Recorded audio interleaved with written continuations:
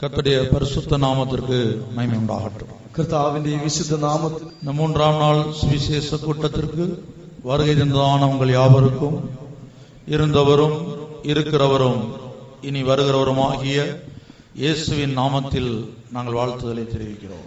ഈ 3ആം നാൾ സുവിശേഷ യോഗത്തിന് കടന്നു വന്നിരിക്കുന്ന നിങ്ങളെല്ലാവരെയും ഇരുന്നവനും ഇരിക്കുന്നവനും വരുന്നവനുമായ യേശുക്രിസ്തുവിന്റെ നാമത്തിൽ ഞങ്ങൾ ആശംസിക്കുന്നു. எசேக்கியேல் தீர்க்க தரிசன புத்தகம் 33ஆம் அதிகாரம் 32ஆம் வசனத்தையும் 33ஆம் வசனத்தையும் வாசிப்போம். എസേക്കിയേൽ പ്രവചനം 33ആം അധ്യായം 32ഉം 33ഉം വാക്യങ്ങൾ നമുക്ക് വായിക്കാം. നീ അവർക്ക് മധുരസ്വരവും വാദ്യ നൈപുണ്യം ഉള്ള ഒരുത്തന്റെ പ്രേമഗീതം പോലെ ഇരിക്കുന്നു. അവർ നിന്റെ വചനങ്ങളെ കേൾക്കുന്നു, ചെയ്യുന്നില്ല താനും. എന്നാൽ അത് സംഭവിക്കുമ്പോൾ ഇതാ അത് വരുന്നു, അവർ തങ്ങളുടെ ഇടയിൽ ഒരു പ്രവാചകൻ ഉണ്ടായിരുന്നു എന്നറിയും. இதோ நீ இனிய குரலும் கீதவாத்தியம் வாசிப்பதில் சாமர்த்தியம் உடையவன், பாடும் இன்பமான பாட்டுக்கு சமானமாயிருக்கிறாய். அவர்கள் உன் வார்த்தைகளை கேட்கிறார்கள், ஆனாலும் அவைகளின்படி செய்யாமற் போகிறார்கள். இதோ அது வருகிறது, அது வருகையில் தங்கள் நடுவிலே ஒரு தீர்க்கதரிசி இருந்தான் என்று அறிந்து கொள்வார்கள் என்றார். தேவனாகிய கர்த்தர் எசேக்கியேல் தீர்க்கதரிசியோடு பேசினதான வார்த்தைகளைத்தான் നാം വാസിക്ക കേട്ടോം. ദൈവമായ യഹോവ എസേക്കിയേൽ പ്രവാചകനോട് സംസാരിച്ചതായ പ്രവചന ഭാഗമാകുന്നു ഇപ്പോൾ നാം വായിച്ചു കേട്ടത്. காலகாலங்களாக ஜனங்கள் மத்தியில் பாவம் பெருகின வேளையில் நியாய தீர்ப்பு, தேவனுடைய நியாய தீர்ப்பு தேவனிடத்திலிருந்து அனுப்பப்பட்டது. കാലാകാലങ്ങളായി ജനങ്ങളുടെ ഇടയിൽ പാപം വർദ്ധിച്ചപ്പോൾ ദൈവത്തിൽ നിന്നുള്ളതായ ന്യായവിധി അവരുടെ മേൽ ചൊരിയുകയുണ്ടായി.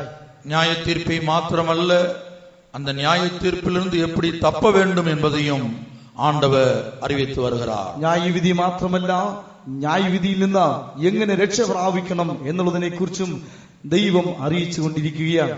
இப்படித்தான் எசேக்கியேல் தீர்க்கதரிசியை கொண்டு அந்த நாட்களில் காணப்பட்ட ஜனங்களிடத்தில் தேவன் தீர்க்க தரிசன வசனங்களை பிரசங்கித்தார். ഇങ്ങനെ ഈ എസേക്കിയേൽ പ്രവാചകൻ നിമിത്തമായി അന്നുള്ളതായ ജനത്തോട് ദൈവം പ്രവചന വാക്യങ്ങൾ അറിയിക്കുകയുണ്ടായി.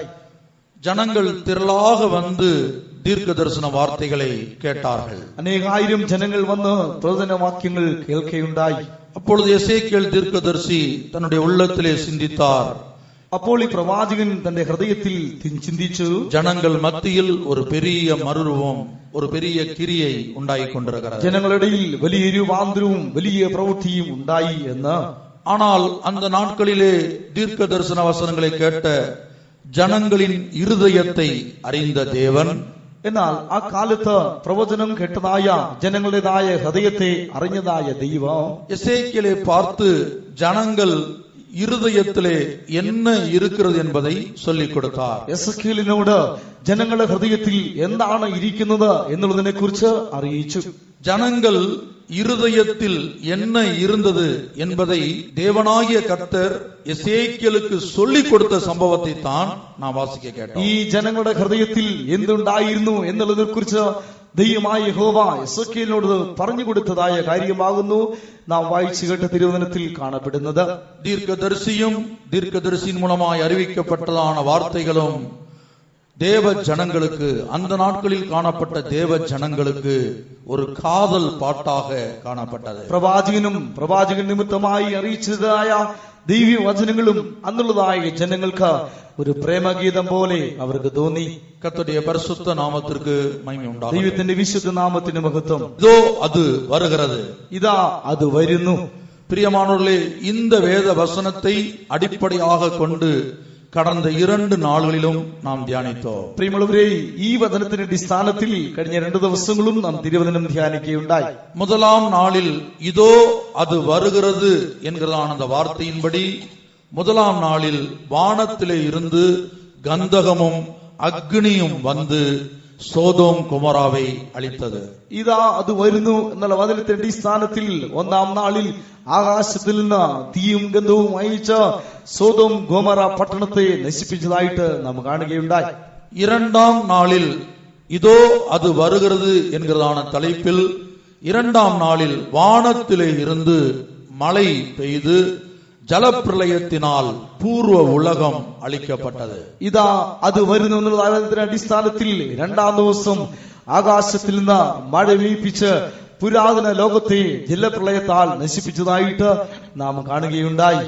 விஞ்ஞான ரீதியான படங்களோடு நாம் கடந்த 2 நாட்களில் நம்முடைய நாட்களில் நடந்து முடிந்ததான 2 സംഭവங்களை ധ്യാനിத்தோம். ശാസ്ത്രീയമായ തെളിവെടുപ്പ് മുഖേനയുള്ളതായ പഠന നിമിത്തമായി കഴിഞ്ഞതായ നാളുകളിൽ സംഭവിച്ചതായ ഈ 2 കാര്യങ്ങളും നാം കഴിഞ്ഞ ദിവസം മനസ്സിലാക്കിയുണ്ടായി. இன்றைய தினத்தில் இதோ அது வருகிறது என்கிறதான தலைப்பில் தேவன் அறிவை கொண்டு இந்த பூமியிலே ஒரு பெரிய அழிவை உண்டாக்க போகிறார். ഇതാ അത് വരുന്നു എന്നുള്ള വചനത്തിന്റെ അടിസ്ഥാനത്തിൽ ദൈവം മനുഷ്യരുടെ ജ്ഞാനം കൊണ്ട് ഈ ഭൂമിയിൽ വലിയതായ ഒരു നാശം വരുത്തുന്നു എന്നുള്ളതിനെ കുറിച്ച് നമുക്ക് മനസ്സിലാക്കാം. ദാനിയേൽ ദീർഘദർശന പുസ്തകം 12-ാം അധികാരം 4-ാം വചനത്തെ വാസിപ്പോ. ദാനിയേൽ പ്രവചനം 12-ാം അധ്യായം അതിന്റെ 4-ാം വാക്യം വായിക്കാം. നീയോ ദാനിയേലേ, അന്ത്യകാലം വരെ ഈ വചനങ്ങളെ അടച്ച് പുസ്തകത്തിന് മുദ്രയിടുക. പലരും അതിനെ പരിശോധിക്കുകയും ஞானம் വർദ്ധിക്കുകയും ചെയ്യും. தானியேலாகிய நீயோவென்றால் முடிவு காலம் மட்டும் இந்த வார்த்தைகளை புதைப்பொருளாக வைத்து வைத்து இந்த புஸ்தகத்தை முத்திரை போடு. அப்பொழுது அநேகர் இங்கும் அங்கும் ஓடி ஆராய்வார்கள், அறிவும் பெருகி போம் என்றான். போதும், இனி மலையாளத்திலே மாத்திரம் வாசித்தால் போதும். கர்த்தருடைய பரிசுத்த நாமத்திற்கு மகிமை உண்டாகட்டும். ദൈവത്തിന്റെ വിശുദ്ധ നാമത്തിന് മഹത്വം. பிரியமானவர்களே, அறிவு பெருகி போகும். പ്രിയമുള്ളവരെ, ജ്ഞാനം വർദ്ധിച്ചു വരും. மனித ஞானத்தின் மூலமாக வேத வசனத்திலே அது லௌகீக ஞானம் என்று அழைக்கப்படுகிறது. ദൈവ ജ്ഞാനപ്രകാരം തിരുവചനത്തിൽ മനുഷ്യ ജ്ഞാനത്തെ ലൗകിക ജ്ഞാനം എന്ന് പറയുന്നു. இந்த மனுஷ ஞான கடைசி நாட்களில் பெருகி போகும் என்பதுதான் தானியேலுக்கு தேவன் கொடுத்த தீர்க்க தரிசனமாயிருக்கிறது. മാനുഷികമായ ജ്ഞാനം അവസാന നാളുകളിൽ വർദ്ധിച്ചു വരും എന്നുള്ളതാണ് പ്രവചനപരമായി ദാനിയേലിന് ദൈവം വെളിപ്പെടുത്തി കൊടുത്തത്. பிரியமானவர்களே, தானியேல் மூலமாய் சொல்லப்பட்டதான தீர்க்க தரிசன வசனத்தை இன்றைக்கு விஞ்ஞான உலகம் ஏற்றுக்கொண்டிருக்கிறது. പ്രിയമുള്ളവരെ, ദാനിയേൽ മുഖാന്തരമായി അറിയിച്ചതായ പ്രവചന ഭാഗങ്ങളൊക്കെയും ഇന്ന് ശാസ്ത്രലോകം അംഗീകരിച്ചു കഴിഞ്ഞിരിക്കുന്നു. விஞ்ஞான உலகம் மனிதனுடைய ஞானம் அறிவு பெருகி வருகிறதான விஷயத்தை இப்படியாக ஒரு பட்டியல், ஒரு அட்டவணை போட்டு വെളിപ്പെടുത്തി இருக்கிறது. മനുഷ്യന്റേതായ അറിവ് ജ്ഞാനം വർദ്ധിച്ചു വരുന്ന കാര്യത്തെക്കുറിച്ച് ശാസ്ത്രലോകം ഒരു പട്ടിക എന്ന നിലയിൽ രേഖപ്പെടുത്തിയിരിക്കുകയാണ്. கிபி 1750 ஆண்டு முதல் 1900 ஆண்டு வரை மனிதனுடைய அறிவு கடந்த நாட்களில் இருந்த அறிவை பார்க்கலும் 2 மடங்கு பெருகி இருந்தது.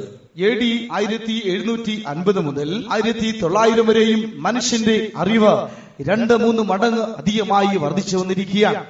அடுத்தபடியாக கிபி 1900 முதல் 1950 வரை 50 ஆண்டுகளுக்குள்ளாக மறுபடியும் மனிதனுடைய அறிவு கடந்த நாட்களில் இருந்ததை பார்க்கலும் 2 மடங்கு அதிகரித்திருக்கிறது.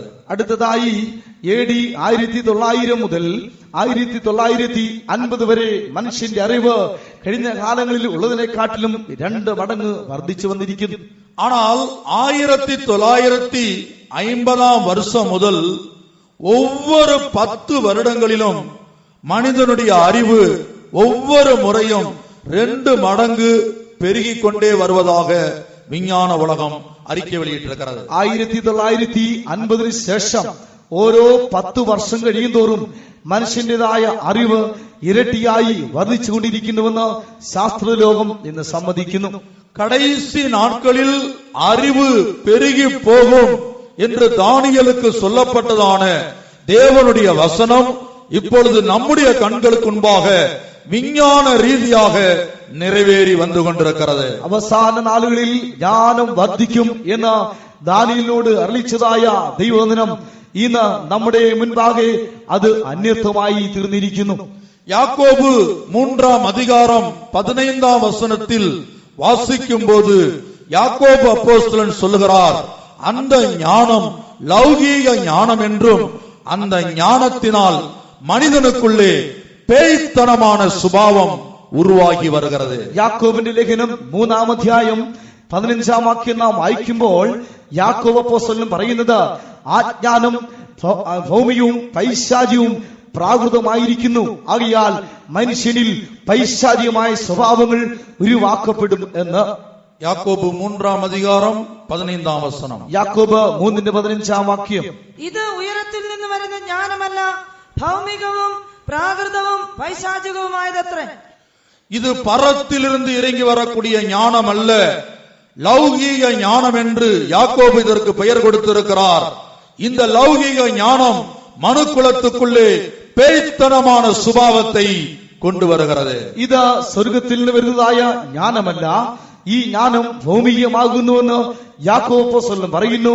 ഈ ജ്ഞാനത്താൽ മനുഷ്യന്റെ ജീവിതത്തിൽ പൈശാചികമായ സ്വഭാവങ്ങൾ ഉരുവാക്കപ്പെടുന്നു.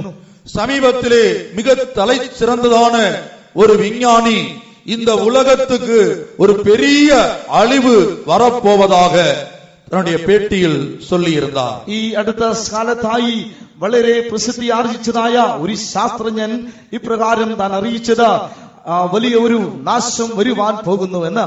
அப்பொழுது அவரை பேட்டி கண்ட நிருபர் கேட்டார், இந்த அழிவு எப்படி வருகிறது அல்லது யாரால் வருகிறது?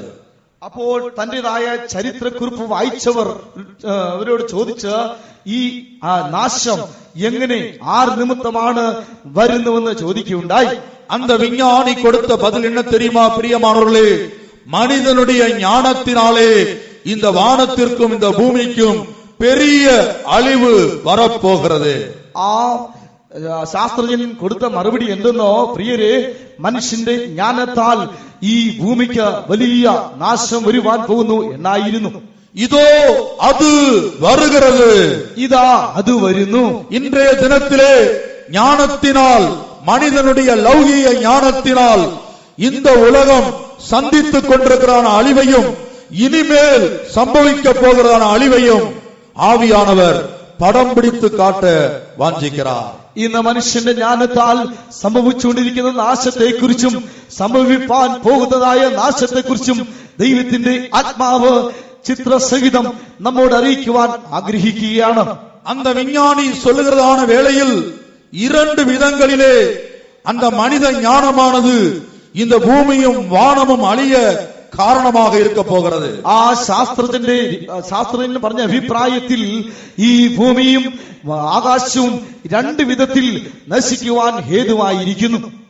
வேதமும் விஞ்ஞானி சொல்வதற்கு முன்பாகவே இரண்டு விதங்களிலே இப்பொழுது இருக்கிற வானமும் பூமியும் அழிக்கப்பட போவதாக വേദവും சொல்லி இருக்கிறது. ഈ ശാസ്ത്രജ്ഞൻ പറഞ്ഞതിന് മുൻപ് തന്നെ തിരുവചനവും പറയുന്നു, രണ്ട് നിലയിൽ ആകാശവും ഭൂമിയും നശിച്ചു പോകും എന്ന്.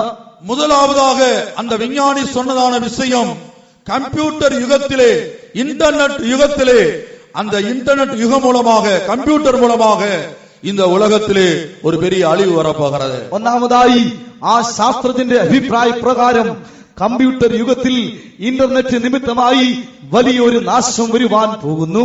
இரண்டாவதாக அந்த லௌகிக ஞானத்தினால், மனுஷ ஞானத்தினால், அணுசக்தியின் மூலமாக இந்த உலகத்திலே ஒரு பெரிய அழிவு வரப்போகிறது. രണ്ടാമതായി മനുഷ്യമായ ഭൗമികമായ ജ്ഞാനത്താൽ അണുശക്തി നിമിത്തമായി ലോകത്തിന് വലിയ നാശം വരുവാൻ പോകുന്നു. இதோ அது வருகிறது, ഇതാ അത് വരുന്നു. ஞானத்தினால், லௌகிக ஞானத்தினால் இந்த உலகம் சந்திக்க இருக்கிற இரண்டு விதமான அழிவுகளை நாம் வேத ரீதியாகவும் விஞ்ஞான ரீதியாகவும் இன்றும் നാളെയും ധ്യാനിക്ക പോകുகிறோம். ഭൗമികമായ മനുഷ്യജ്ഞാനത്താൽ ലോകം അഭിമുഖീകരിക്കുവാൻ പോകുന്നതായ രണ്ട് നിലയുള്ളതായ നാശത്തെ കുറിച്ച് ശാസ്ത്രീയമായും തിരുവചനത്തിന്റെ വെളിച്ചത്തിലും ഇന്നും നാളെയും നാം മനസ്സിലാക്കുവാൻ പോവുകയാണ്. இன்றைய தினத்திலே லௌகிக ஞானத்தின் மூலமாக பெருகி வந்திருக்கிற லௌகிக ஞானத்தின் மூலமாக இன்றைக்கு நாம் ஜீவித்துக் கொண்டிருக்கிற கம்ப்யூட்டர் யுகம், இன்டர்நெட் யுகத்திலே இன்றைக்கு நாம் சந்திக்கிறதான, மனிதன் சந்திக்கிறதான അഴിവെ കുറിച്ച് ധ്യാനിക്കാൻ പോകുகிறோம். ഇന്ന് നാം ജീവിച്ചുകൊണ്ടിരിക്കുന്നതായ ഈ കമ്പ്യൂട്ടർ യുഗത്തിലും ഇന്റർനെറ്റ് യുഗത്തിലും ഭൗമിക ജ്ഞാനത്താൽ നേരിടുന്നതായ നാശത്തെ കുറിച്ച് നാം മനസ്സിലാക്കുവാൻ പോകുകയാണ്. വെളിപ്പെടുത്തിന വിശേഷം 13-ാം അധികാരം 16-ാം വചനം മുതൽ 18-ാം വചനം വരെ വാസിപ്പോ. വെളിപ്പാട് പുസ്തകം 13-ാം അധ്യായം 14 മുതൽ 18 വരെ.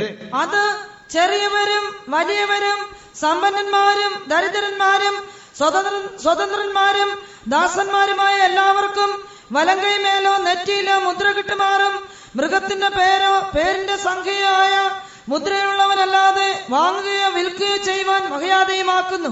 ഇവിടെ ജ്ഞാനം കൊണ്ട് ആവശ്യം. ബുദ്ധിയുള്ളവൻ മൃഗത്തിന്റെ സംഖ്യ ഗണിക്കട്ടെ. അതൊരു മനുഷ്യന്റെ സംഖ്യ എത്രേ? അതിന്റെ സംഖ്യ 666.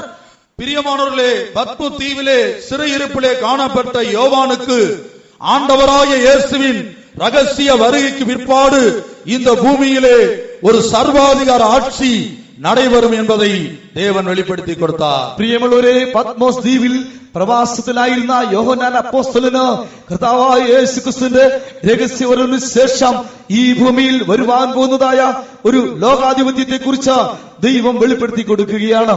ഒരേ ഇടത്തിലെ ഇരുന്ന് മൊത്ത ഉലകത്തിലുള്ള ജനങ്ങൾ വിற்பത് വാങ്ങുவது കൊടുப்பது ഇവകളെ ഗവനിക്കത്തക്കதாக ഒരു സർവാധികാര ആட்சியை വേദം മുൻമൊഴിந்திருக்கிறது. ഒരു സ്ഥാനത്തിരുന്നു കൊണ്ട് മുഴുലോകത്തിലെയും ജനങ്ങൾ വിൽക്കുന്നതും വാങ്ങിക്കുന്നതും ഒക്കെയും നിയന്ത്രിക്കുവാൻ തക്കതായ ഒരു ഉപകരണത്തെ മനുഷ്യൻ കണ്ടുപിടിക്കുമെന്ന് തിരുവചനം മുൻ അറിയിച്ചിരിക്കുന്നു. പ്രിയമാനവர்களே, சுமார் 17 வருஷங்களுக்கு முன்பாக நான் ஒரு இந்துவாக மதுரை தமுக்கம் என்கிற மைதானத்தில் நம்முடைய கன்வென்ஷன் நடந்து கொண்டிருந்தது. அங்கே நான் ரட்சிக்கப்படாத ஒரு நபராக அந்த செய்தியை கேட்டுக் கொண்டிருந்தேன். പ്രിയമുള്ളവരെ, ഏകദേശം 17 വർഷങ്ങൾക്ക് മുൻപായി ഒരു ഹൈന്ദവനായി മധുരയിൽ നിന്നുള്ളതായ ഒരു കൺവെൻഷൻ സ്ഥലത്ത് സുവിശേഷ പ്രസംഗം നടന്നുകൊണ്ടിരുന്നു. അന്ന് ഞാൻ ഈ സുവിശേഷത്തിന്റെ സത്യം കേട്ടുകൊണ്ടേയിരുന്നു. அந்த கன்வென்ஷன் கூட்டத்திலே பாஸ்டர் கேவி பால் என்கிறதான ஒரு பரிசுத்தவான், நம்முடைய பரிசுத்தவான், முழு உலகத்திலும் இயேசுவின் ரகசிய வருகைக்கு பிற்பாடு നടക്കக்கூடிய സർവാധികാര ആட்சியை குறித்து பேசிக் கொண்டிருந்தார். ആ കൺവെൻഷനിൽ പാസ്റ്റർ കെവി പോൾ എന്ന് പറഞ്ഞ നമ്മുടെ ഒരു വിശുദ്ധൻ കർത്താവിന്റെ രഹസ്യത്തിന് ശേഷം ഈ മുഴു ലോകത്തെയും അടക്കി വാഴുന്ന ഒരു ലോകാധിപത്യത്തെ കുറിച്ച് താൻ സംസാരിച്ചു കൊണ്ടിരുന്നത് ഞാൻ കേൾക്കുകയുണ്ടായി. இன்றைக்கு கம்ப்யூட்டர் யுகம் வளர்ந்தது போல, இன்டர்நெட் யுகம் வளர்ந்தது போல, ஒரு வளர்ச்சி மனித ஞானம் பெருகினது போல அந்த நாளிலே அதிகமாய் നവീന കണ്ടുപിടിപ്പുകൾ ഇല്ലേ. ഇന്ന് കമ്പ്യൂട്ടർ യുഗവും ഇന്റർനെറ്റും ഇത്രയധികം വർദ്ധിച്ചു വന്നതുപോലെ അന്ന് വർദ്ധിച്ചിരുന്നില്ല.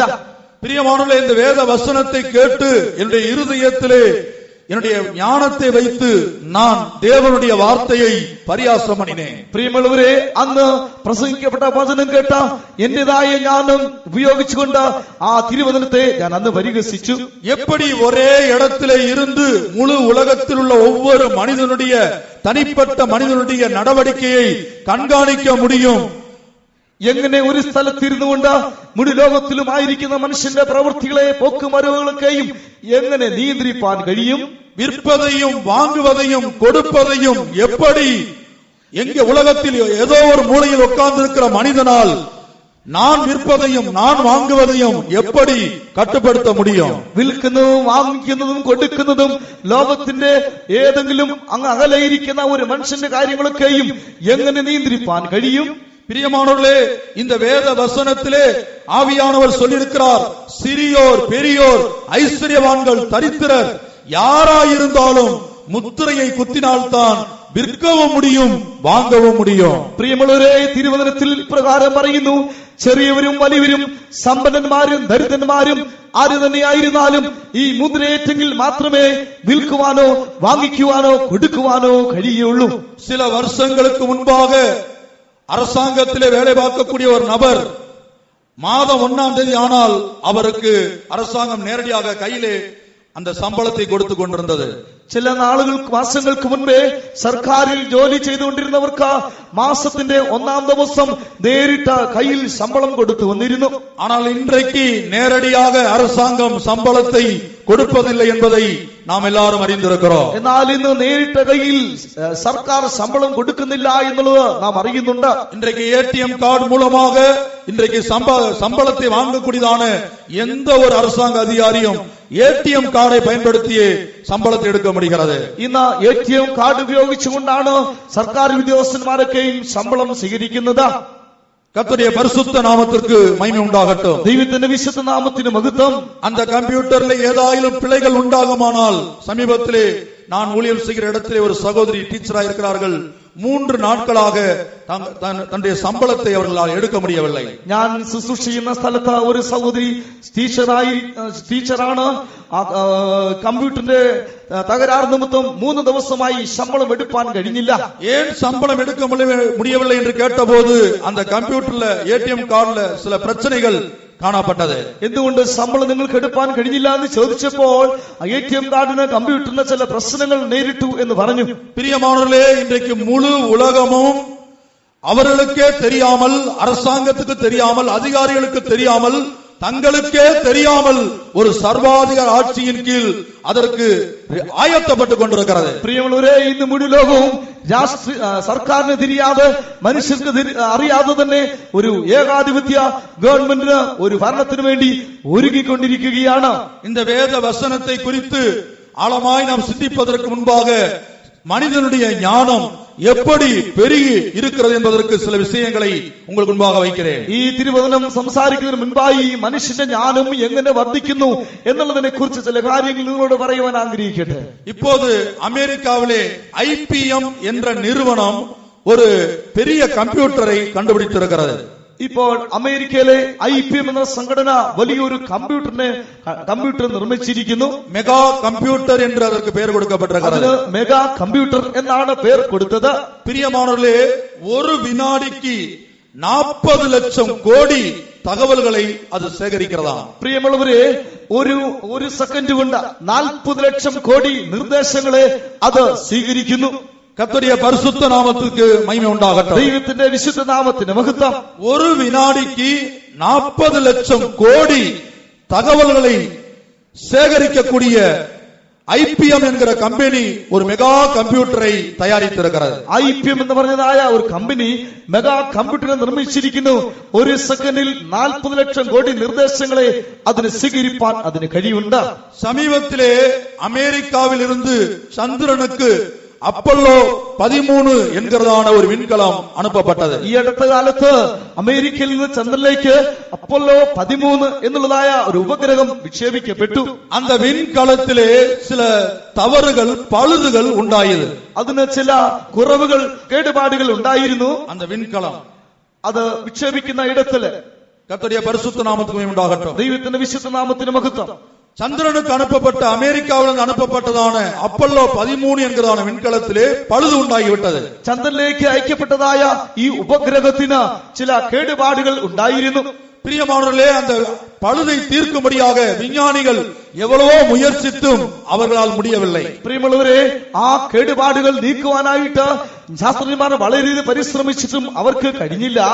கடைசியாக விஞ்ஞானிகள் குழு ஒரு பெரிய கம்ப்யூட்டரை பயன்படுத்தி 84 நிமிஷங்களிலே அந்த பழுதை சரி செய்தார்கள். അവസാനമായി ശാസ്ത്രജ്ഞന്മാർ ഒരു വലിയൊരു കമ്പ്യൂട്ടർ ഉപയോഗിച്ച് 24 മിനിറ്റ് കൊണ്ട്, ദിവസം കൊണ്ട് അതിന്റെ കേടുപാടുകൾ പരിഹരിച്ചു. கர்த்தருடைய பரிசுத்த நாமத்திற்கு மகிமை உண்டாகட்டும். ദൈവത്തിന്റെ വിശുദ്ധ നാമത്തിന് മഹത്വം. அந்த விஞ்ஞானிகள் இப்பொழுது ஒரு அறிக்கையை வெளியிட்டிருக்கிறார்கள். ആ ശാസ്ത്രജ്ഞന്മാർ ഇപ്പോൾ അറിയിപ്പ് പുറപ്പെടുവിച്ചിരിക്കുന്നത്, இப்படி ஒரு கம்ப்யூட்டர் தயாரிக்காமல் இருந்து மனிதனுடைய அறிவு பெருகாமல் இருந்திருக்குமானால், ഇങ്ങനെ ഒരു കമ്പ്യൂട്ടർ ഉണ്ടാക്കുന്നതിന് അർത്ഥമായി മനുഷ്യന്റെ അറിവ് വർദ്ധിച്ചില്ലായിരുന്നെങ്കിൽ, ஒரு பேப்பரும் பேனாவும் எடுத்து ஒரு கணக்கை, இந்த விண்கலத்தை எப்படி பாதுகாப்பது என்று சொல்லி പേപ്പർ പേനാവിലെ നാങ്കൾ കണക്ക് പോട്ടിരുന്നാൽ, ഒരു പേപ്പറും പേനയും എടുത്ത ഈ ഉപഗ്രഹത്തെ എങ്ങനെ സൂക്ഷിക്കും എന്നുള്ളതിനെ കുറിച്ച് ഞങ്ങൾ കണക്കെഴുതിയാൽ 10 ലക്ഷം വർഷങ്ങളാകുമാം அந்த കണക്കை போட்டு முடிக்க. 10 ലക്ഷം വർഷങ്ങളാകും ആ കണക്കിന്റെ കാര്യങ്ങളെല്ലാം തീർക്കുവാൻ വേണ്ടി. பிரியமானவர்களே, சற்று சிந்தித்து பாருங்கள். പ്രിയമുള്ളവരെ, അല്പം ചിന്തിച്ചു നോക്കുക. பேப்பர் பேனா எடுத்து 10 லட்சம் வருஷங்கள் ஆனால் மட்டுமே அந்த கணக்கை போட்டு முடிக்க முடியும். പ്രിയമുള്ളവരെ, പേപ്പറും പേനയും എടുത്ത 10 ലക്ഷം വർഷങ്ങൾ കൊണ്ട് മാത്രമേ അതിന്റെ കണക്ക് പരിഹരിച്ച് തീരുവാൻ കഴിയുകയുള്ളൂ. 10 லட்சம் வருஷங்கள் ஆனாலும் போட்டு முடிக்க வேண்டிய கணக்கை 87 நிமிஷத்தில் ஒரு பெரிய கம்ப்யூட்டர் உதவியின் மூலமாக விஞ்ஞானிகள் போட்டு அந்த சந்திரனுக்கு அனுப்பின அப்பல்லோ 13 என்கிற விண்கலத்தை பாதுகாத்தார்கள். 10 ലക്ഷം വർഷങ്ങൾ കൊണ്ട് പേപ്പറും പേനായും വെച്ച് എഴുതി പരിഹരിക്കാനുള്ളതായ കണക്കിന് വെറും 87 മിനിറ്റ് കൊണ്ട് ശാസ്ത്രജ്ഞന്മാർ ആ ഉപഗ്രഹത്തിന്റെ കേടുപാടുകൾ പരിഹരിച്ച് അപ്പോളോ 13 ചന്ദ്രനിലേക്ക് അയക്കുകയുണ്ടായി. கர்த்தருடைய பரிசுத்த நாமத்திற்கு மகிமை உண்டாகட்டும். ദൈവത്തിന്റെ വിശുദ്ധ നാമത്തിന് മഹത്വം ഉണ്ടാകട്ടെ. இப்படியாக தானியேல் தீர்க்கதரிசிக்கு சொன்னபடியே கடைசி நாட்களிலே மனிதனுடைய அறிவு பெருகி போகும். ഇങ്ങനെ ദാനിയേൽ പ്രവാചകനോട് ദൈവം പറഞ്ഞതുപോലെ അവസാന നാളുകളിൽ മനുഷ്യന്റെ ജ്ഞാനം വർദ്ധിച്ചു വരും. இன்றைக்கு வெப்பை குறித்து வேர்ல்டு வைடு வெப் அதை குறித்து எல்லாரும் அறிந்திருக்கிறார்கள். ഇന്ന് വേൾഡ് വൈഡ് വെബിനെ കുറിച്ച് എല്ലാവർക്കും നന്നായി അറിയാം. வெப் என்கிற வார்த்தைக்கு சிலந்தி வலை என்றுதான் அர்த்தம். ഈ വെബ് എന്ന വാക്കിന് ചിലന്തി വല എന്നാകുന്നു അർത്ഥം. இன்றைக்கு முழு உலகத்திலும் ஒரு தனிப்பட்ட நபரோ ஒரு நிறுவனமோ முழு உலகத்திலும் உள்ள நபரோடு தொடர்பு கொள்ளும்படியாக இந்த வெப்பிலே வேர்ல்டு வைடு வெப்பிலே தங்கள் பெயரை பதிந்து தங்களுடைய விலாசத்தை பதிந்து முழு உலகத்திலும் தொடர்பு கொள்ளக்கூடிய அளவுக்கு ஐக்கியத்தை உண்டாக்கி கொள்கிறார்கள். ഇന്ന് മുഴു ലോകത്തിലും ഒരു വ്യക്തിക്കോ ഒരു സംഘടനയ്ക്കോ എല്ലാ ബന്ധങ്ങളും സ്വീകരിക്കുവാൻ തുടരുവാൻ വേണ്ടി ഈ വെബിൽ ചേർന്നാൽ മതിയാകും. கர்த்தருடைய பரிசுத்த நாமத்திற்கு மகிமை உண்டாகட்டும். ദൈവത്തിന്റെ വിശുദ്ധ നാമത്തിന് മഹത്വം ഉണ്ടാകട്ടെ. எபிரேய பாஷையிலே W என்கிறதான அந்த வார்த்தைக்கு கொடுக்கப்பட்டதான மதிப்பு 6 என்பதாகும். എബ്രായ ഭാഷയിൽ W എന്ന അതിന് കൊടുത്തതായ വില 6 എന്നാകുന്നു. www.com என்று சொன்னால் எபிரேய பாஷையிலே 666 www എന്ന് പറഞ്ഞാൽ എബ്രായ ഭാഷയിൽ മനസ്സിലാക്കുന്നത് അതിന്റെ വില 666 അതായത് 666. இனி இந்த கம்ப்யூட்டர் யுகத்தின் மூலமாக இன்டர்நெட் யுகத்தின் மூலமாக எப்படி அழிவு நடந்து கொண்டிருக்கிறது? ഇനി കമ്പ്യൂട്ടർ നിമിത്തമായി ഇന്റർനെറ്റ് യുഗ നിമിത്തമായി എങ്ങനെ ഈ ഭൂമിക്ക് നാശം വരുവാൻ പോകുന്നു? பிரியமானவர்களே, கத்தியின்றி இரத்தமின்றி இன்றைக்கு வல்லரசு நாடுகள் ஒன்றோடு ஒன்று இந்த கம்ப்யூட்டர் மூலமாக சைபர் வார் നടത്തി കൊണ്ടിരിക്കുന്നത്. പ്രിയമുള്ളവരെ, കത്തിയില്ലാതെ രക്തമില്ലാതെ ഇന്നത്തെ വൻ ശക്തികളായ രാജ്യങ്ങളൊക്കെയും പരസ്പരം യുദ്ധം ചെയ്യുന്നു. ഈ യുദ്ധത്തിന് സൈബർ വാർ എന്നാണ് പറയുന്നത്. பிரியமானவர்களே, சைனா தேசமானது அமெரிக்காவில் உள்ள பென்டகன் அந்த ராணுவ மையத்தில் உள்ளதான முக்கியமான ஆவணங்களை இந்த சைபர் வாரின் மூலமாக അളിത്തിരിക്കുന്നത്. പ്രിയമുള്ളവരെ, ചൈന ദേശക്കാർ അമേരിക്കൻ സൈന്യത്തിന്റെ മുഖ്യമായ ആണവ ആയുധങ്ങളൊക്കെയും ഈ സൈബർ വാർ നിമിത്തമായി നശിപ്പിച്ചു കളഞ്ഞു. இன்றைக்கு வல்லரசு நாடுகள் தங்களுடைய எல்லா துறைகளையும் കമ്പ്യൂട്ടർ മയமாக മാറ്റിവിട്ടത്.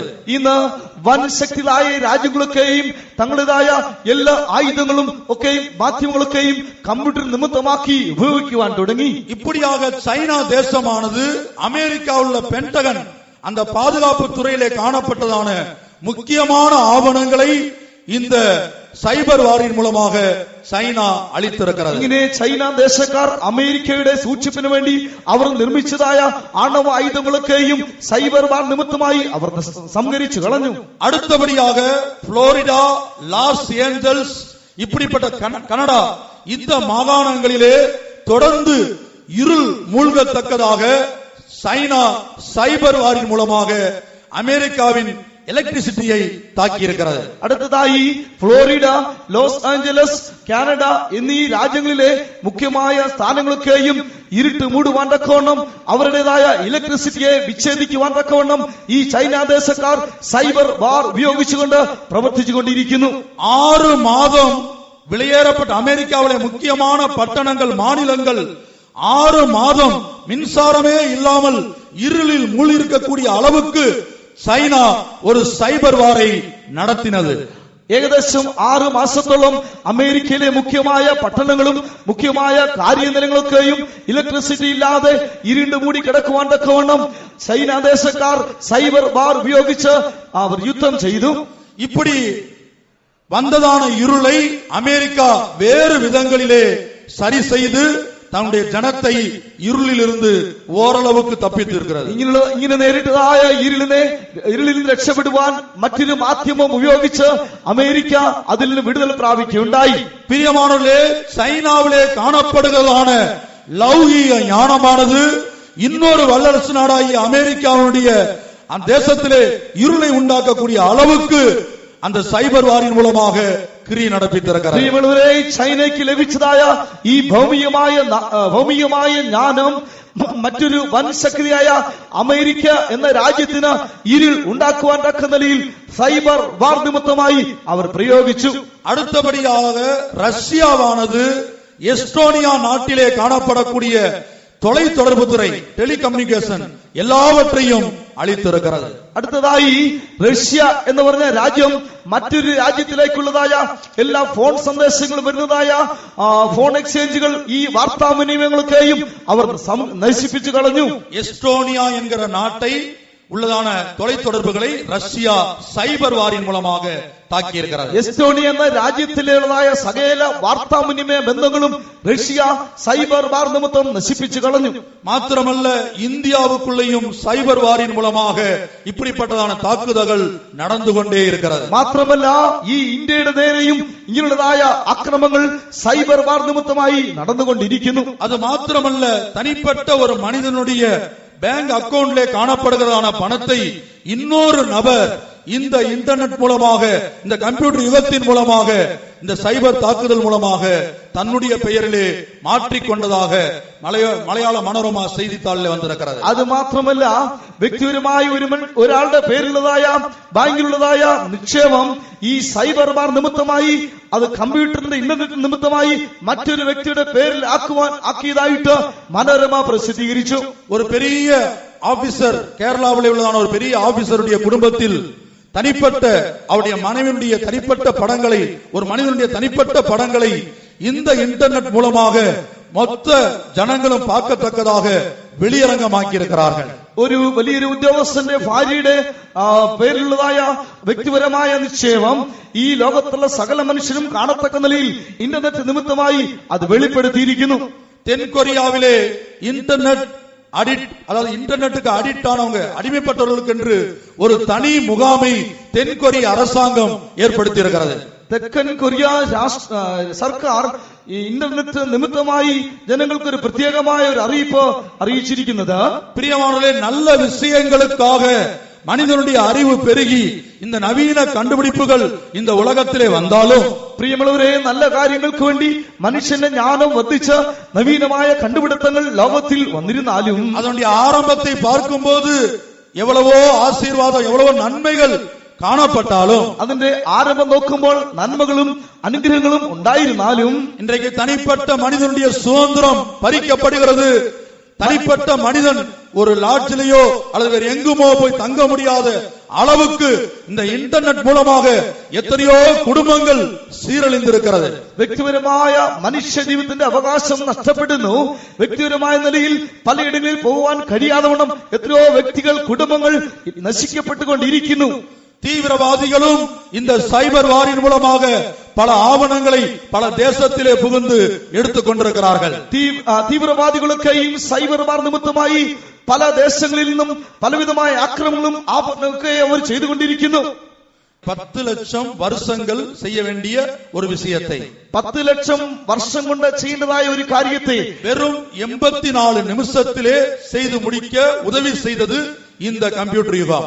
വെറും 84 മിനിറ്റ് കൊണ്ട് ചെയ്യുവാൻ തക്ക നിലയിൽ കമ്പ്യൂട്ടർ യുഗം ഇത് സഹായിച്ചു വരുന്നു. அப்பல்லோ 13 என்று சொல்லப்பட்ட அமெரிக்க விண்கலத்தை பாதுகாக்க பழுதை தீர்க்க இந்த கம்ப்யூட்டர் யுகம் உதவி செய்தது.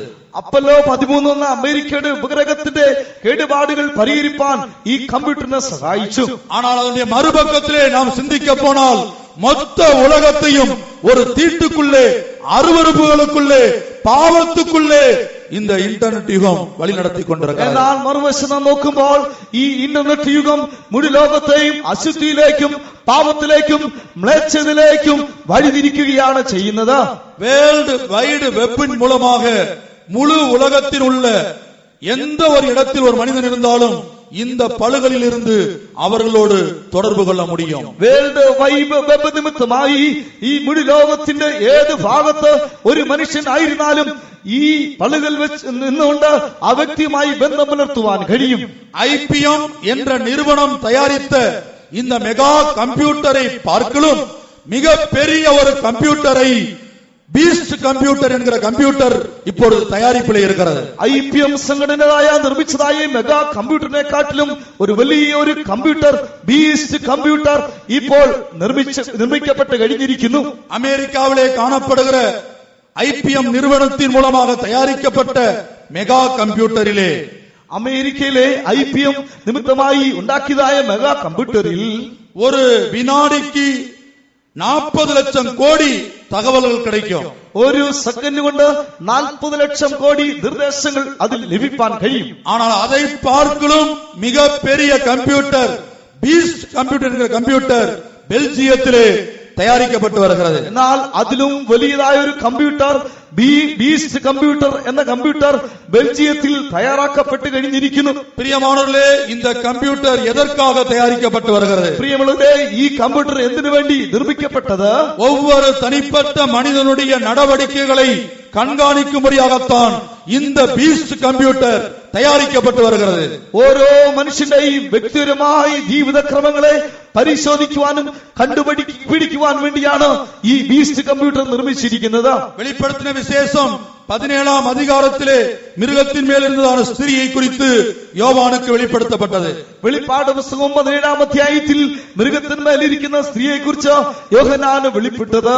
പ്രിയമാനവர்களே, நாம் அதை வாசிக்கும் போது ஆண்டவர் கொடுக்கிற விளக்கம் வெளிப்படுத்தின விசேஷம் 17-ാം அதிகாரம் 12-ാം വചനത്തെ വാസിப்போம். പ്രിയമുള്ളവരെ, വെളിപ്പാട് പുസ്തകം 17-ാം അധ്യായം 12-ാം വാക്യത്തിൽ ദൈവം കൊടുക്കുന്നതായ വ്യാഖ്യാനത്തെ നമുക്ക് വായിക്കുവാൻ കഴിയും. നീ കണ്ട 10 കൊമ്പ് 10 രാജാക്കന്മാർ, അവർ ഇതുവരെ രാജ്യത്വം പ്രാപിച്ചിട്ടില്ല. മൃഗത്തോട് ഒന്നിച്ച് ഒരു നാഴിക നേരത്തേക്ക് രാജാക്കന്മാരെ പോലെ അധികാരം പ്രാപിക്കും താൻ. இனிமேல் வரப்போகிற அந்த அந்தி கிறிஸ்து என்கிற இயேசுவின் ரகசிய வருகைக்கு பிற்பாடு இந்த பூமி சந்திக்கிற അന്തി ക്രിസ്തു എന്ന സർവാധികാരിക്ക് കർത്താവായ യേശുക്രിസ്തുവിന്റെ രഹസ്യ വരവിന് ശേഷം ഈ ഭൂമിയിൽ വരുവാൻ പോകുന്ന യേശുക്രിസ്തു എന്ന ഏകാധിപത്യത്തിന് 10 രാജാക്കൾ ഉദവിയാക 10 രാജ്യങ്ങൾ ഉദവിയാക കാണപ്പെടും എന്ന് യോവാനുക്ക് ആണ്ടവർ വെളിപ്പെടുത്തി കൊടുത്താർ. 10 രാജ്യങ്ങൾ സഹായികളായി കാണുമെന്ന് യോഹന്നാൻ അപ്പോസ്തലൻ ദൈവം വെളിപ്പെടുത്തി കൊടുത്തിരിക്കുന്നു. 13-ാം വചനത്തിലെ വെളിപ്പെടുത്തൽ 17-ാം അധികാരം 13-ാം വചനത്തിലെ വാസിക്കുമ്പോൾ അവർ ഒരേ യോസനയുള്ളവർ.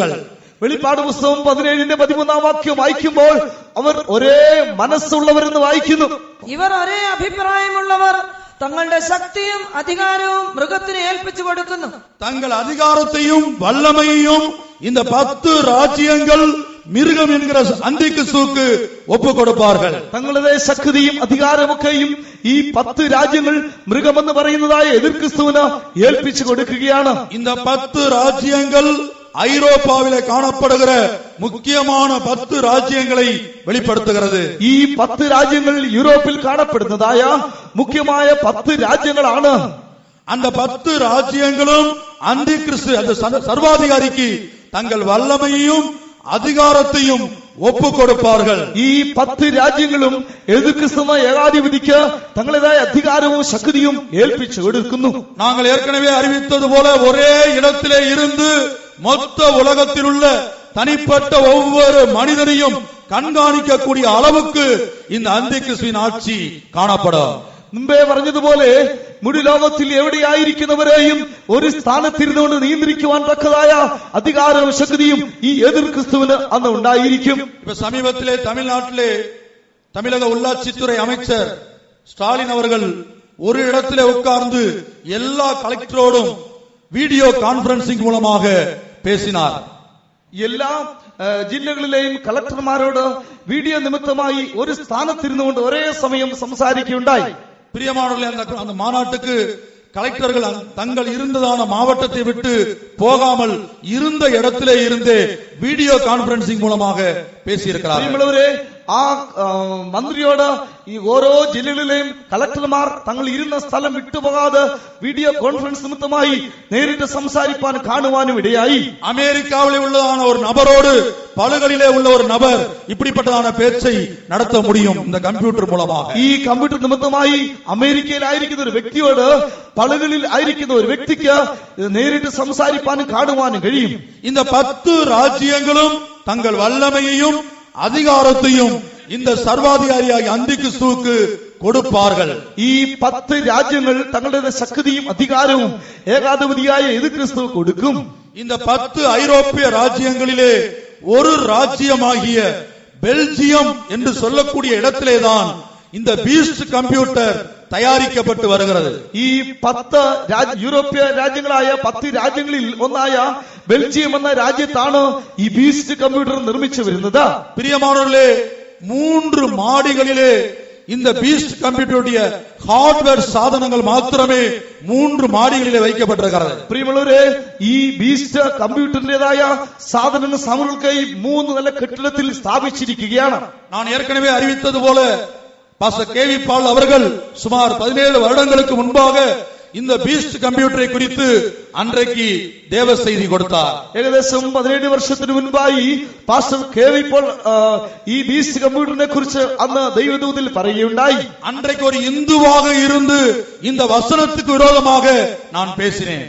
അന്ന് ഒരു ഹൈന്ദവനായിരുന്നുകൊണ്ട് ഈ വചനത്തിനെതിരായി ഞാൻ സംസാരിച്ചു. பிரியமானவர்களே, அவர் பிரசங்கம் பண்ணினான அந்த பீஸ்ட் கம்ப்யூட்டர் பெல்ஜியத்திலே தயாரிக்கப்பட்டது. ஆனால் முழு உலகத்தில் உள்ள ஒவ்வொரு மனிதனையும் வழி நடத்த முடியாதபடினாலே அந்த கம்ப்யூட்டர் തോൽവി അടയുന്നത്. പ്രിയമുള്ളവരെ, അന്ന് താൻ പ്രസംഗിച്ചതായ ആ കമ്പ്യൂട്ടർ ബെൽജിയം രാജ്യത്ത് നിർമ്മിച്ചു. പക്ഷേ മുഴു ലോകത്തിലെയും മനുഷ്യരെ നിയന്ത്രിപ്പാൻ കഴിയാതെ വണ്ണം അത് പരാജയപ്പെട്ടു പോയി. அந்த பீஸ்ட் கம்ப்யூட்டருக்கு பதிலாக அதே பீஸ்ட் கம்ப்யூட்டர் இன்னும் அட்வான்ஸான முறையிலே தற்போது பெல்ஜியத்திலே தயாரிக்கப்பட்டு வருகிறது. ആ പരാജയപ്പെട്ടതായ കമ്പ്യൂട്ടറിന് പകരമായി ബെൽജിയത്തിൽ തന്നെ അത് അല്പം കൂടെ പുരോഗമിക്കപ്പെട്ട ഒരു ഉയർന്ന നിലയിൽ അതിനെ നിർമ്മിച്ചു വരികയാണ്. ஒவ்வொரு மனிதனையும் இந்த பழுகளிலே காணப்படுகிற ஒவ்வொரு மனிதனுடைய போக்கையும் வரத்தையும் கண்காணிக்கக்கூடிய அளவுக்கு அந்த பீஸ்ட் கம்ப்யூட்டர் தயாரிக்கப்பட்டு வருகிறது. ഈ പഴുകളിൽ കാണപ്പെടുന്നതായ ഓരോ വ്യക്തിയുടെയും പോക്ക് വരവ് ഇതെല്ലാം നന്നായി കാണുവാനും നിയന്ത്രിക്കുവാൻ തക്ക നിലയിൽ ഈ ബീസ്റ്റ് കമ്പ്യൂട്ടർ നിർമ്മിക്കപ്പെട്ടു വരുന്നു. அந்த 2 பீஸ்ட் கம்ப்யூட்டருடைய ஹார்ட்வேர்ஸ் பற்றிதான படங்களை ஒரிஜினல் படத்தை தான் இங்கே பார்க்கிறோம். ആ 2 ബീസ്റ്റ് കമ്പ്യൂട്ടറുടെയും ഒറിജിനൽ ആയിട്ടുള്ള പടമാണ് പുറകിൽ കാണിക്കുന്നത്. பாஸ்டர் கேவி பால் அவர்கள் பிரசங்கம் பண்ணினான பழைய பீஸ்ட் கம்ப்யூட்டருடைய படமும் இதிலே கொடுக்கப்பட்டிருக்கிறது. இப்பொழுது நவீன காலத்திலே அதே பீஸ்ட் கம்ப்யூட்டர் அட்வான்ஸாக தயாரிக்கிற படமும் இந்த படத்திலே ஒரிஜினல் படம் കൊടുക്കപ്പെട്ടിരിക്കുന്നത്. പാസ്റ്റർ കെവി ഇപ്പോൾ പ്രസംഗിച്ചതായ ആ കമ്പ്യൂട്ടറിന്റെ പഴയ ബീസ്റ്റ് കമ്പ്യൂട്ടറിന്റെയും ഇപ്പോൾ പുരോഗമിക്കത്തക്ക നിലയിൽ നിർമ്മിച്ചതായ ബീസ്റ്റ് കമ്പ്യൂട്ടറിന്റെയും പടം ഇവിടെ കാണിക്കുന്നു.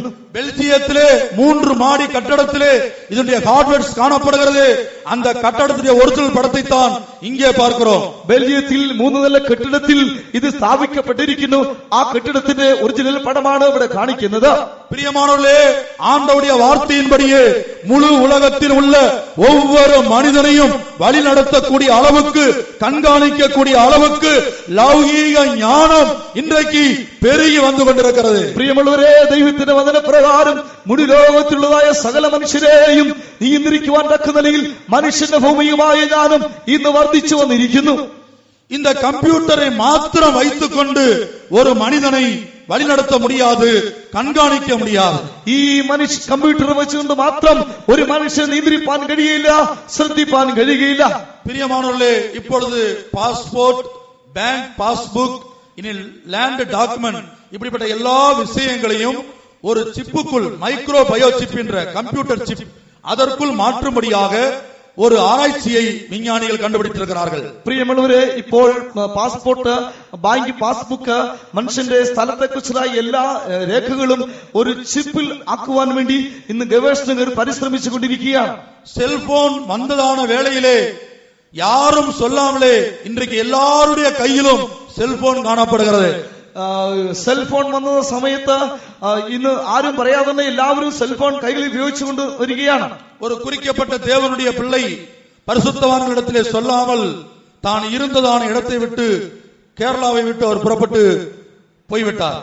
ഒരു പ്രത്യേകമായ ഒരു ദൈവവിധൽ വിശുദ്ധന്മാരോട് പറയാതെ താൻ ഇരിക്കുന്ന സ്ഥലത്ത് നിന്ന് കേരളം വിട്ട് മറ്റൊരു സ്ഥലത്തേക്ക് പുറപ്പെട്ടു പോയി. கடந்த 3 நாட்களுக்கு முன்பாக நடந்த சம்பவம் இது. കഴിഞ്ഞ 3 ദിവസത്തിന് മുൻപായി നടന്ന ഒരു സംഭവമായിരുന്നു. அவர் എங்கே போனார் என்று யாருக்கும் தெரியவில்லை. അവരെവിടെ പോകുന്നു ആർക്കും അറിയുവാൻ കഴിയുന്നില്ല. அவரை எப்படி கண்டுபிடிப்பது? എങ്ങനെ അവരെ കണ്ടുപിടിപ്പാൻ കഴിയും? பிரியமானவர்களே, அவரிடத்தில் ஒரு செல்போன் காணப்பட்டது. പ്രിയമുള്ളവരെ, അവരുടെ കയ്യിൽ ഒരു സെൽഫോൺ ഉണ്ടായിരുന്നു. கடைசியிலே ஒரு குறிக்கப்பட்டதான பரிசுத்தவான் சொன்னார், அந்த செல்போன் நம்பரை ஆன் பண்ணும்போது பிஎஸ்என்எல் வேலை பார்க்கக்கூடிய ஒரு விசுவாசி இருந்தார், அவரிடத்திலே சொல்லி அவர் எந்த இடத்தில் இருக்கிறார் என்று கண்டுபிடியுங்கள். പ്രിയമുള്ളവരെ, ആ സെൽഫോൺ നമ്പർ ഉപയോഗിക്കുമ്പോൾ BSNL ജോലി ചെയ്യുന്ന ഒരു വിശ്വാസി ഉണ്ടായിരുന്നു. അവരോട് ചോദിച്ചാൽ അവർ എവിടെ സ്ഥാനത്തായിരിക്കുമെന്ന് അറിയാമെന്ന് പറഞ്ഞു. பிரியமானவர்களே, அவர் செல்போனை ஆஃப் பண்ணியே வைத்திருந்தார். ஒரு நாள் கண்டுபிடிக்க முடியவில்லை, 2 நாள் கண்டுபிடிக்க முடியவில்லை. ஆனால் 3ஆம் நாளிலே அவர் செல்போனை ஆன் செய்த போது BSNL வேலை பார்த்த விசுவாசி கண்டுபிடித்து விட்டார், இவர் വേളൂർ എന്ന് சொல்லக்கூடிய இடத்திலே இருக்கிறார். പ്രിയമുള്ളവരെ, അവർ സെൽഫോൺ ഓഫ് ചെയ്തിരിക്കുകയായിരുന്നു. എന്നാൽ ഒരു ദിവസം കണ്ടില്ല, 2 ദിവസം അന്വേഷിച്ചിട്ടും കിട്ടിയില്ല. 3ആം ദിവസമായപ്പോൾ അവർ സെൽഫോൺ ഓൺ ചെയ്തപ്പോൾ BSNL ജോലി ചെയ്യുന്ന വ്യക്തിക്ക് ഇന്ന സ്ഥലത്തും വെല്ലൂർന്ന സ്ഥലത്തുണ്ടെന്ന് മനസ്സിലാക്കുകയുണ്ടായി. ஆகவே வேலூரிலே கேரளாவை விட்டு வேலூரிலே காணப்பட்டதான ஒரு நபரை இந்த செல்போனின் மூலமாக, அங்கே வேலை பார்க்கிறவங்க இந்த கம்ப்யூட்டர் மூலமாக அவர் எந்த இடத்திலே இருக்கிறார் என்பதை கண்டுபிடித்து விட்டார்கள். ആകയാൽ കേരളത്തിൽ നിന്ന് പുറപ്പെട്ടു സ്ഥലം വിട്ടുപോയ ഈ വ്യക്തിയെ 3ാമത്തെ ദിവസത്തിൽ ഈ സെൽഫോൺ നിമിത്തമായി, കമ്പ്യൂട്ടർ നിമിത്തമായി BSNL ജോലിയുള്ളതായ വ്യക്തി ഇന്ന സ്ഥലത്തുണ്ടെന്ന് തിരിച്ചറിയുകയുണ്ടായി. ஆஸ்திரேலியாவிலே ஒட்டகங்களை வளர்க்கக்கூடியவர்கள் மின்சார கழுத்து பட்டைகளை ஒட்டகங்களிலே ഉണ്ടാக்குகிறார்களாம். ആസ്ട്രേലിയയിൽ ഒട്ടകങ്ങളെ സൂക്ഷിക്കുന്നതായ സ്ഥാനത്ത് ഈ വൈദ്യുതി കടന്നു പോകാത്ത നിലയിലുള്ളതായ ഒന്നും ഉണ്ടായിരുന്നു. பாலைவனத்திலே இந்த ஒட்டகம் எங்கே இருந்தாலும் அது கழுத்திலே போட்டிருக்கிற மின்சார பட்டையின் மூலமாக, கழுத்து பட்டையின் மூலமாக அது எங்கே இருக்கிறது என்பதை இந்த கம்ப்யூட்டர் மூலமாக கண்டுபிடித்து விடுகிறார்கள். ഈ ഒട്ടകം എവിടെ പോയിരുന്നാലും അതിന്റെ കഴുത്തിൽ ഇട്ടിരിക്കുന്നതായ ആ ഉപകരണം നിമിത്തം അത് എവിടെയാകുന്നു എന്ന് മനസ്സിലാക്കുവാൻ കഴിയും.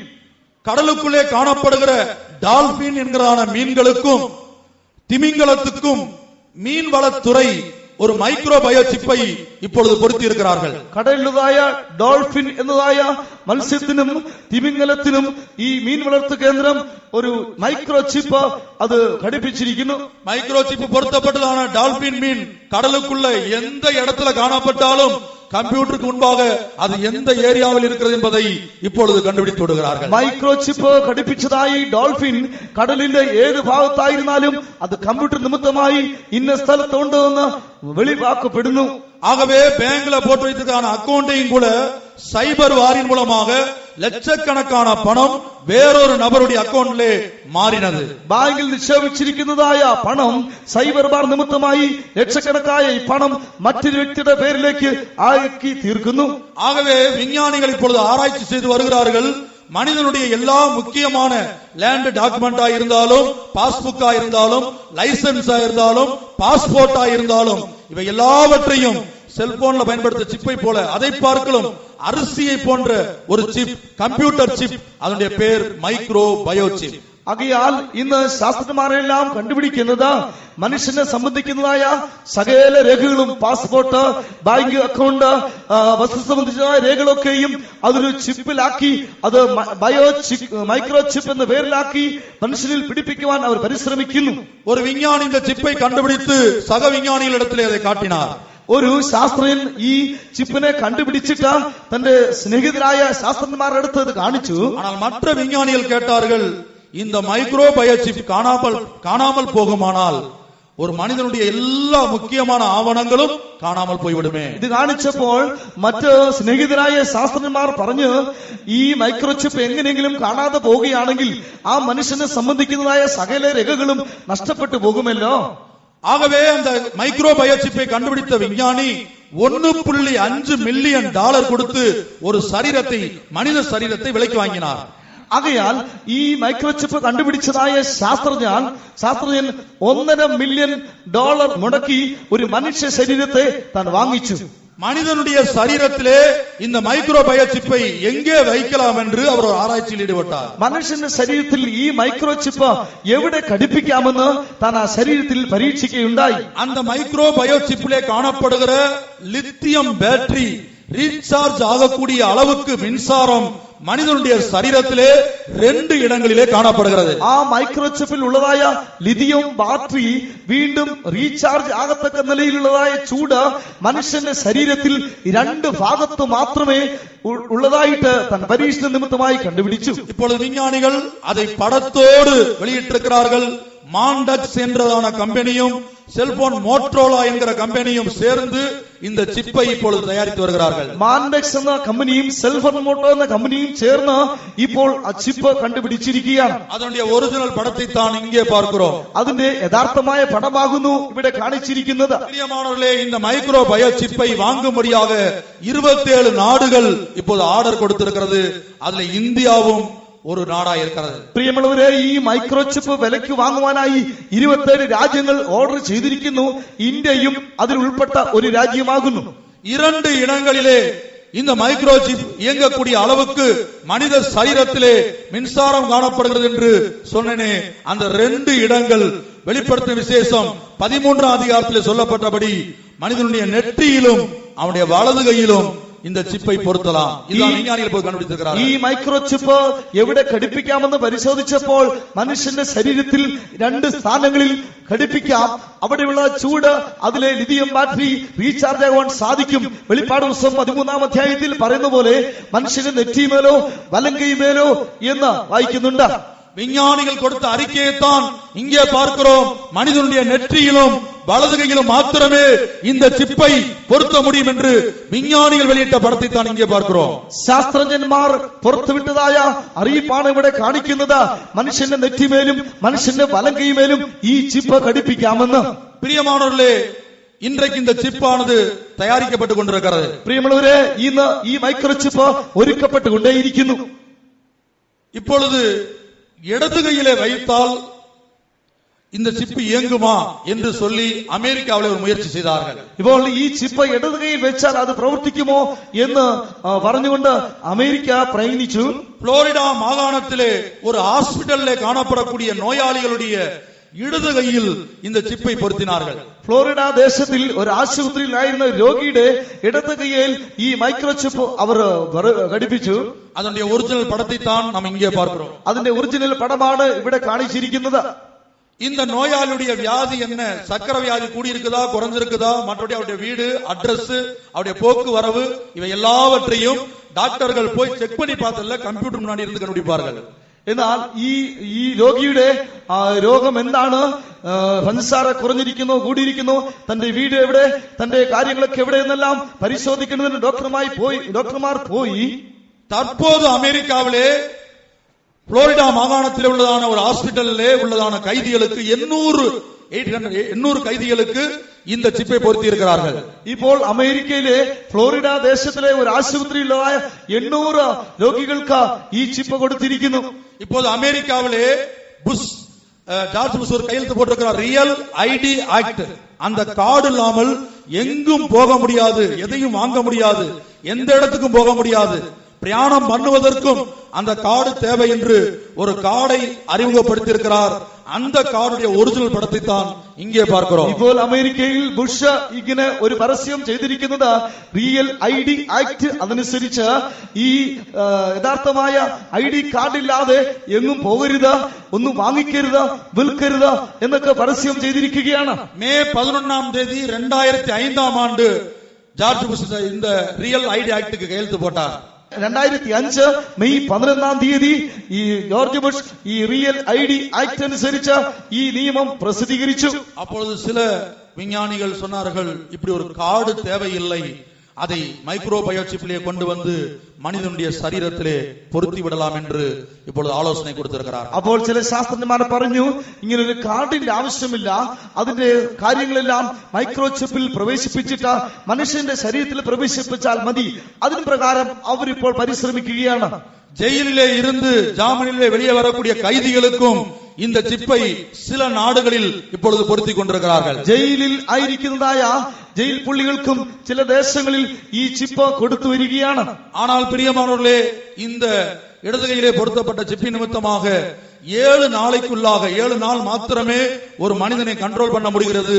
அதற்கு பிற்பாடு அவனை கண்ட்ரோல் பண்ண முடிகிறது இல்லை. എന്നാൽ പ്രിയമുള്ളവരെ, ഈ ഇടതുകിന്മേൽ ഘടിപ്പിച്ചതായ ഈ ചിപ്പ് നിമിത്തമായി ഒരു മനുഷ്യനെ വെറും 7 ദിവസം മാത്രമേ നിയന്ത്രിപ്പാൻ കഴിഞ്ഞുള്ളൂ. പിന്നീട് മനുഷ്യന്റെ യാതൊരു വിവരവും ലഭിക്കുന്നില്ല. ஆகவே பத்ம தீவிலே காணப்பட்ட யோவானுக்கு வெளிப்படுத்தினபடியே வலது கையிலும் நெற்றியிலும் இந்த மைக்ரோ பயோசிப்பை பொருத்தும்படியாக விஞ்ஞான உலகம் ஆயத்தப்பட்டுக் கொண்டிருக்கிறது.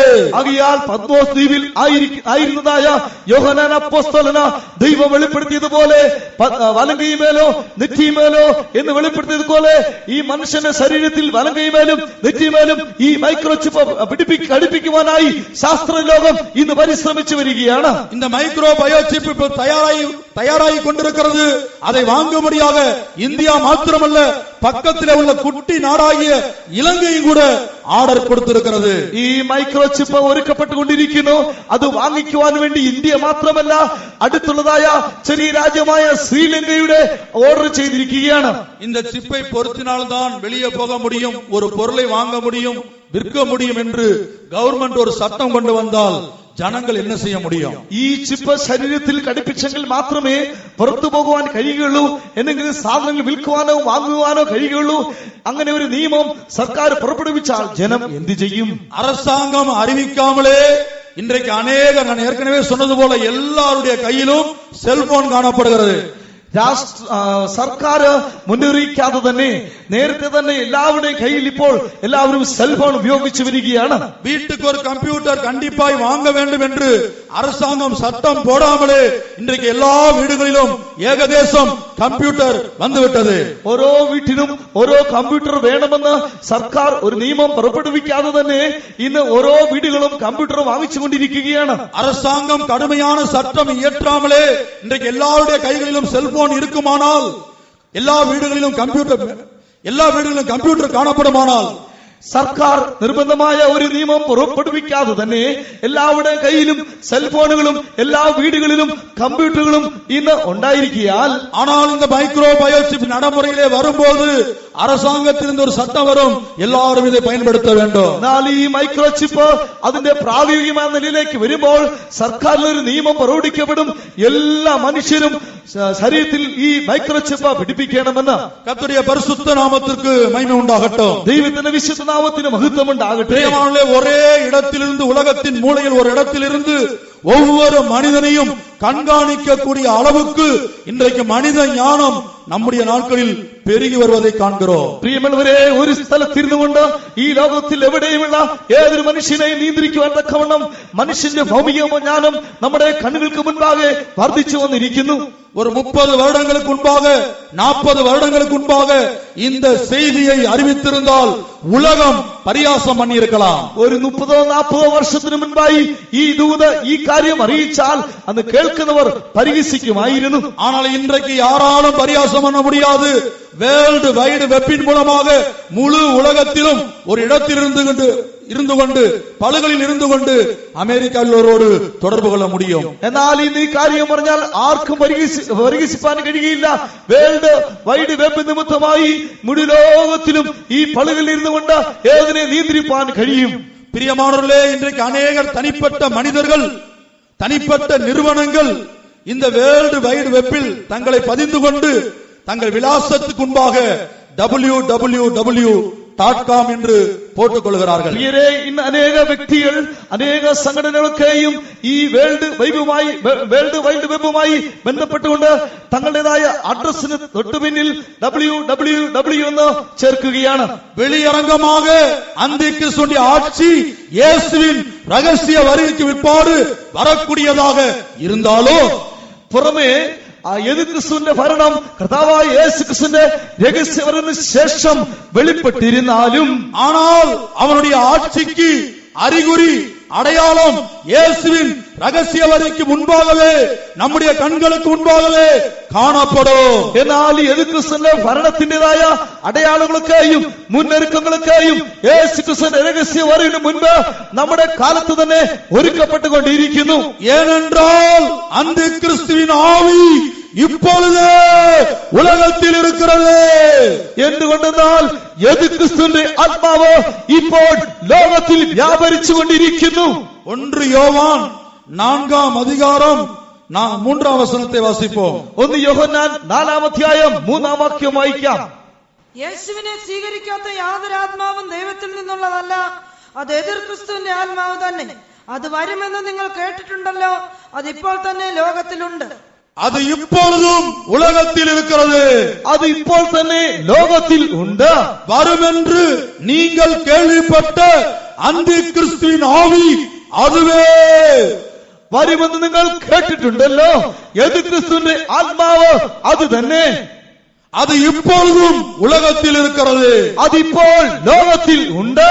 பிரியமானவர்களே, இயேசுவின் ரகசிய வருகைக்கு பிற்பாடு வெளியரங்கமாக அந்த சர்வாதிகாரி அந்த கிறிஸ்து வெளிப்பட்டாலும், പ്രിയമുള്ളവരെ, യേശുവിന്റെ രഹസ്യ വരവിന് ശേഷം എല്ലാവരും കാണത്തക്ക നിലയിൽ ആ യേശുക്രിസ്തുവായ ഏകാധിപതി വെളിപ്പെട്ടാലും, ஆனால் அவனுடைய அரசாட்சிக்கு ஒரு ஆயத்தத்தை அந்த அந்த கிறிஸ்துவின் ஆவி இப்பொழுது நம்முடைய நாட்களிலேயே நம்முடைய கண்களுக்கு முன்பாகவே நடப்பித்துக் கொண்டிருக்கிறது. എന്നാൽ അവന്റെ ഭരണത്തിലുള്ളതായ ഒരുക്കത്തെ നമ്മുടെ കണ്ണുകൾക്ക് മുൻപാകെ ഇപ്പോൾ നടന്നുകൊണ്ടിരിക്കുകയാണ്.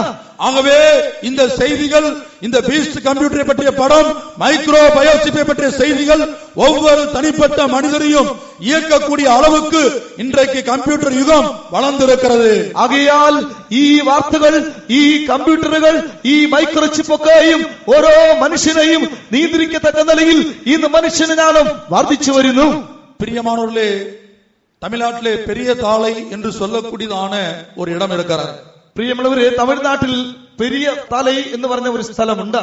நடு ராத்திரியிலே ஒரு குறிக்கப்பட்ட நபர் அந்த இடத்திலிருந்து மிகவும் அவசரமாக വേറൊരു ഇടത്തേക്ക് പോക വേണ്ട. അർദ്ധരാത്രിയിൽ ഒരു പ്രത്യേക മനുഷ്യൻ ആ സ്ഥലത്ത് നിന്ന് ബന്ധപ്പെട്ട മറ്റൊരു സ്ഥലത്തേക്ക് പോകണം. அந்த பகுதியிலே ஒரு லாரி வந்து கொண்டிருந்தது. ആ ഭാഗത്തൂടെ പോയപ്പോൾ ഒരു ലോറി വന്നുകൊണ്ടിരുന്നു. அவர் அந்த லாரியை வழிமறித்து நிறுத்தினார். അവർ ലോറിയെ ഇങ്ങനെ തടഞ്ഞു നിർത്തി. ഇവർ மிகவும் துரிதமாக போக வேண்டும். അവർ വളരെ വേഗത്തിൽ ബന്ധപ്പാടോടെ കടന്നു പോകണം.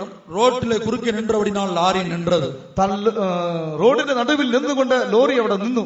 அப்பொழுது அவர் சொன்னார், எனக்கு மிகவும் ஒரு முக்கியமான விஷயமாக நான் பட்டணத்துக்குள்ளே போக வேண்டும், வேற எந்த வாகன வசதியும் இல்லை, உங்கள் வண்டியில் நான் ஏறிக்கொள்கிறேன். അപ്പോൾ അവർ പറഞ്ഞു, എനിക്ക് അത്യാവശ്യമായ ഒരു കാര്യത്തിന് പട്ടണത്തിലേക്ക് പോകുവാൻ മറ്റൊരു മാർഗമില്ല, എന്നെ ഈ വാഹനത്തിൽ കയറ്റി കൊണ്ടുപോകണമെന്ന് ചോദിച്ചു. அப்பொழுது இந்த லாரி டிரைவர் சொன்னார், உங்களை இந்த வண்டியில் ஏற்றினால் என்னுடைய வேலை போய்விடும்.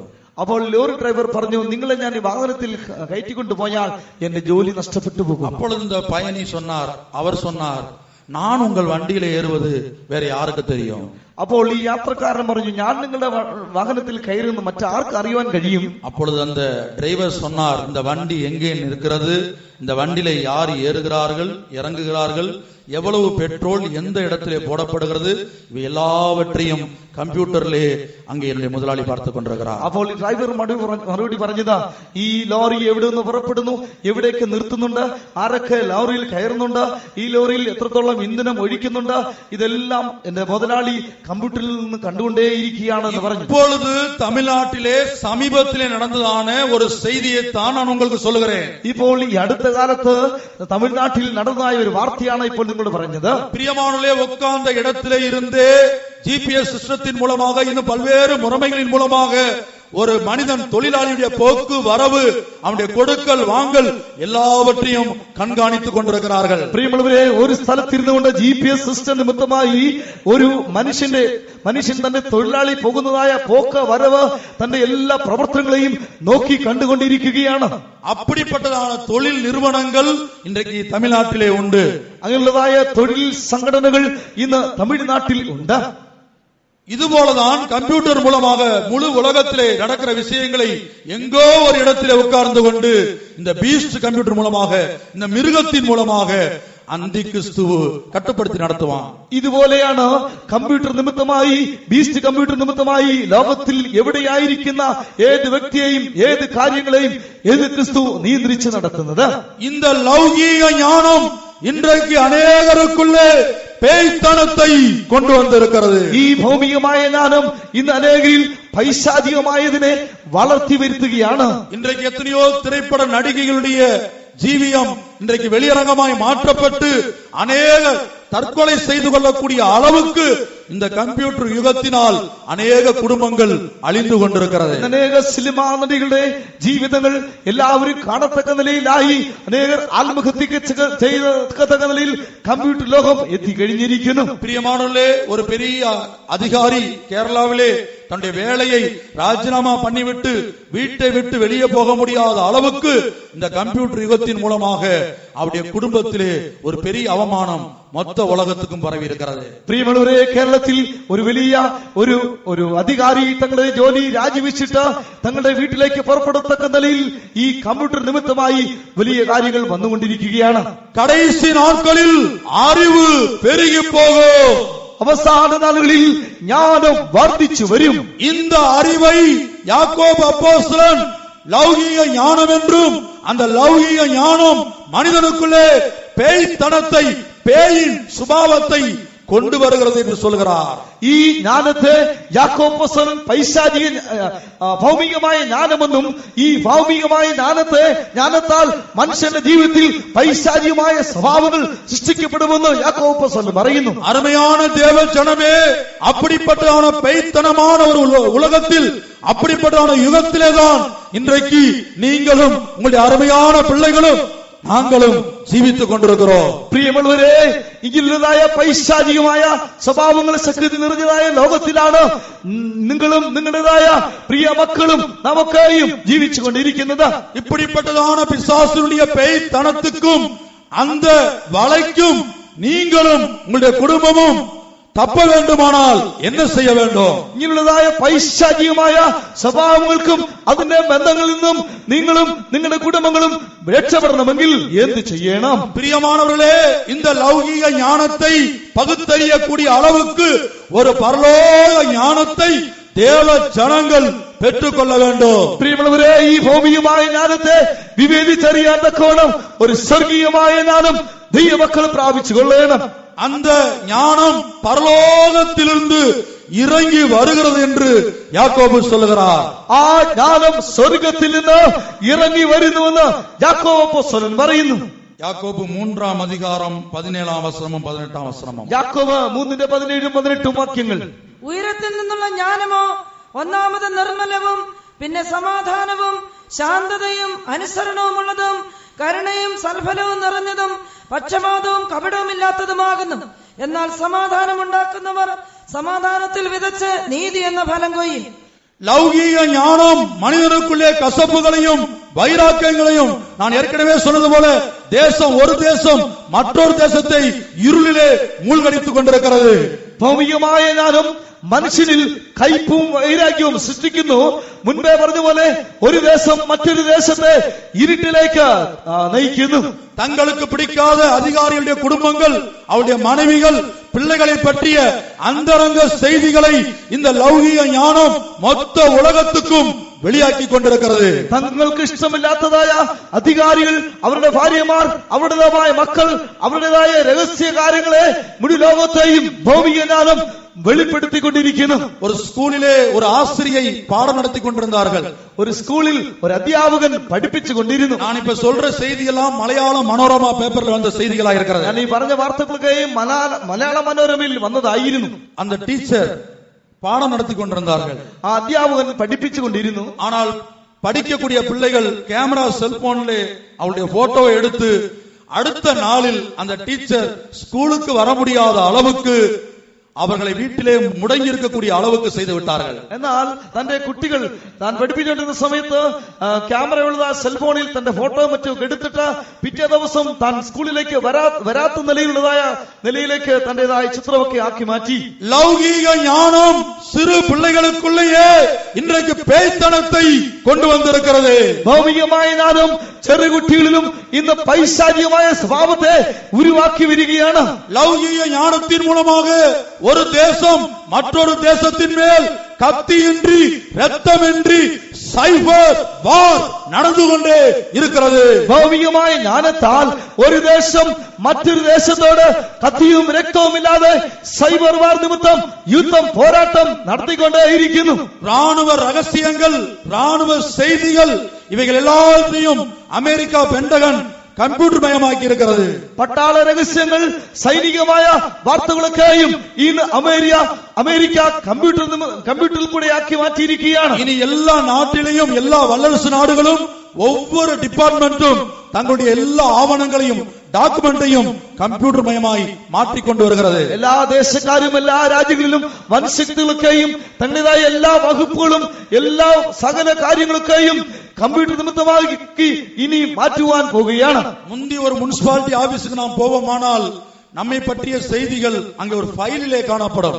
നേരത്തെ നാം ഒരു മുനിസിപ്പാലിറ്റി ഓഫീസിൽ പോവുകയാണെങ്കിൽ നമ്മെ കുറിച്ചുള്ളതായ കാര്യങ്ങളൊക്കെയും അവിടെ ഒരു ഫയലിൽ എഴുതപ്പെട്ടിരിക്കും. ஆனால் இன்றைக்கு அரசாங்கம் அந்த ஃபைல்களை எல்லாம் கொளுத்தி விடுகிறது. எல்லாம் கம்ப்யூட்டர் மயம். முனிசிபாலிட்டி ஆபீஸ்ல തണ്ണി വരി കട്ടപ്പോണാലും കമ്പ്യൂട്ടർ മയംതാണ്. എന്നാൽ ഇന്നത്തേതായ ഓഫീസുകൾക്കെയും ഫയലുകളെല്ലാം നീക്കി കളഞ്ഞിട്ട് എല്ലാ രേഖകളും കമ്പ്യൂട്ടറിലാക്കുന്നു.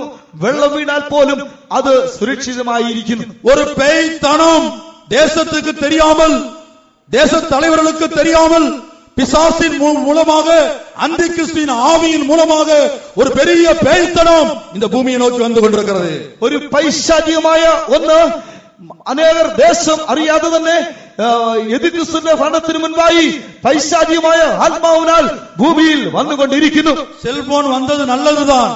സെൽഫോൺ വന്നത് നല്ലതാണ്. കണ്ടുപിടിക്കപ്പെട്ടപ്പോൾ നല്ലത് എന്ന് சொன்னார்கள். അത് കണ്ടുപിടിച്ചവർ അത് നല്ലതാകുന്നു പറഞ്ഞു. ஆனால் தமிழக அரசு இப்பொழுது ஒரு உத்தரவு போட்டிருக்கிறது, காலேஜ்லயும் ஸ்கூல்லயும் யாரும் செல்போன் கொண்டு வரக்கூடாது. എന്നാൽ തമിഴ് സർക്കാർ തമിഴ്നാട് ഗവൺമെന്റ് ഒരു ഉത്തരവ് പുറപ്പെടുവിച്ചിരിക്കുന്നു.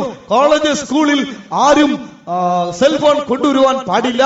இப்படியாக ஒரு விஷயம் நல்ல விஷயம் போல காணப்பட்டாலும் அதற்குள்ளே இருக்கிற அந்தி கிறிஸ்துவின் ஆவி மனிதனுக்குள்ளே பேய்த்தனத்தை புகுத்தி கொண்டிருக்கிறது. ഇല്ലതായ നല്ല ഉദ്ദേശത്തോടെ അതൊക്കെ ഉണ്ടാക്കിയിരുന്നാലും എന്നാൽ അതിനുള്ളതായ എതിർക്രിസ്തുവിന്റെ ആത്മാവ് പൈശാചികമായതിനെ മനുഷ്യന്റെ ഹൃദയത്തിൽ ഉരുവാക്കി വരുന്നു.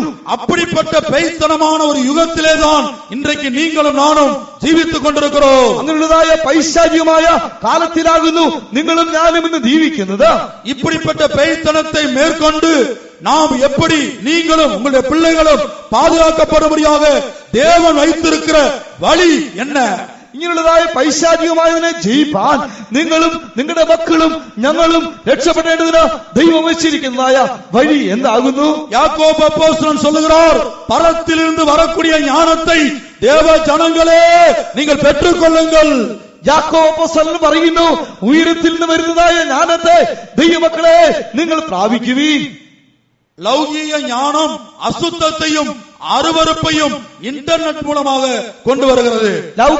ഭൗമികമായ ജ്ഞാനം അശുദ്ധിയെയും മ്ലേച്ഛതയെയും ഇന്റർനെറ്റ് നിമിത്തമായി വെളിപ്പെടുത്തുന്നു. இன்றைக்கு சின்ன வகுப்புல இருந்தே பிள்ளைகளுக்கு கம்ப்யூட்டர் சொல்லிக் கொடுக்கிறார்கள். ഇന്ന് ചെറിയ ക്ലാസ് മുതലേ കുഞ്ഞുങ്ങൾക്ക് കമ്പ്യൂട്ടർ പഠിപ്പിക്കുന്നു. நீங்கள் உங்களுடைய பிள்ளைகளை இன்றைக்கு வகுப்புக்கு அனுப்பினால், ஸ்கூலுக்கு அனுப்பினால் சின்ன வயதிலிருந்து கம்ப்யூட்டர் அவங்க படிக்க வேண்டும். നിങ്ങൾ കുഞ്ഞുങ്ങളെ സ്കൂളിലേക്കുമ്പോൾ ഏറ്റവും ചെറിയ ക്ലാസ് മുതൽ കമ്പ്യൂട്ടർ പഠിപ്പിക്കുകയാണ്. ஒரு விஞ்ஞானி இந்த கம்ப்யூட்டரை குறித்து ஒரு அறிவிப்பு வெளியிட்டிருக்கிறார்.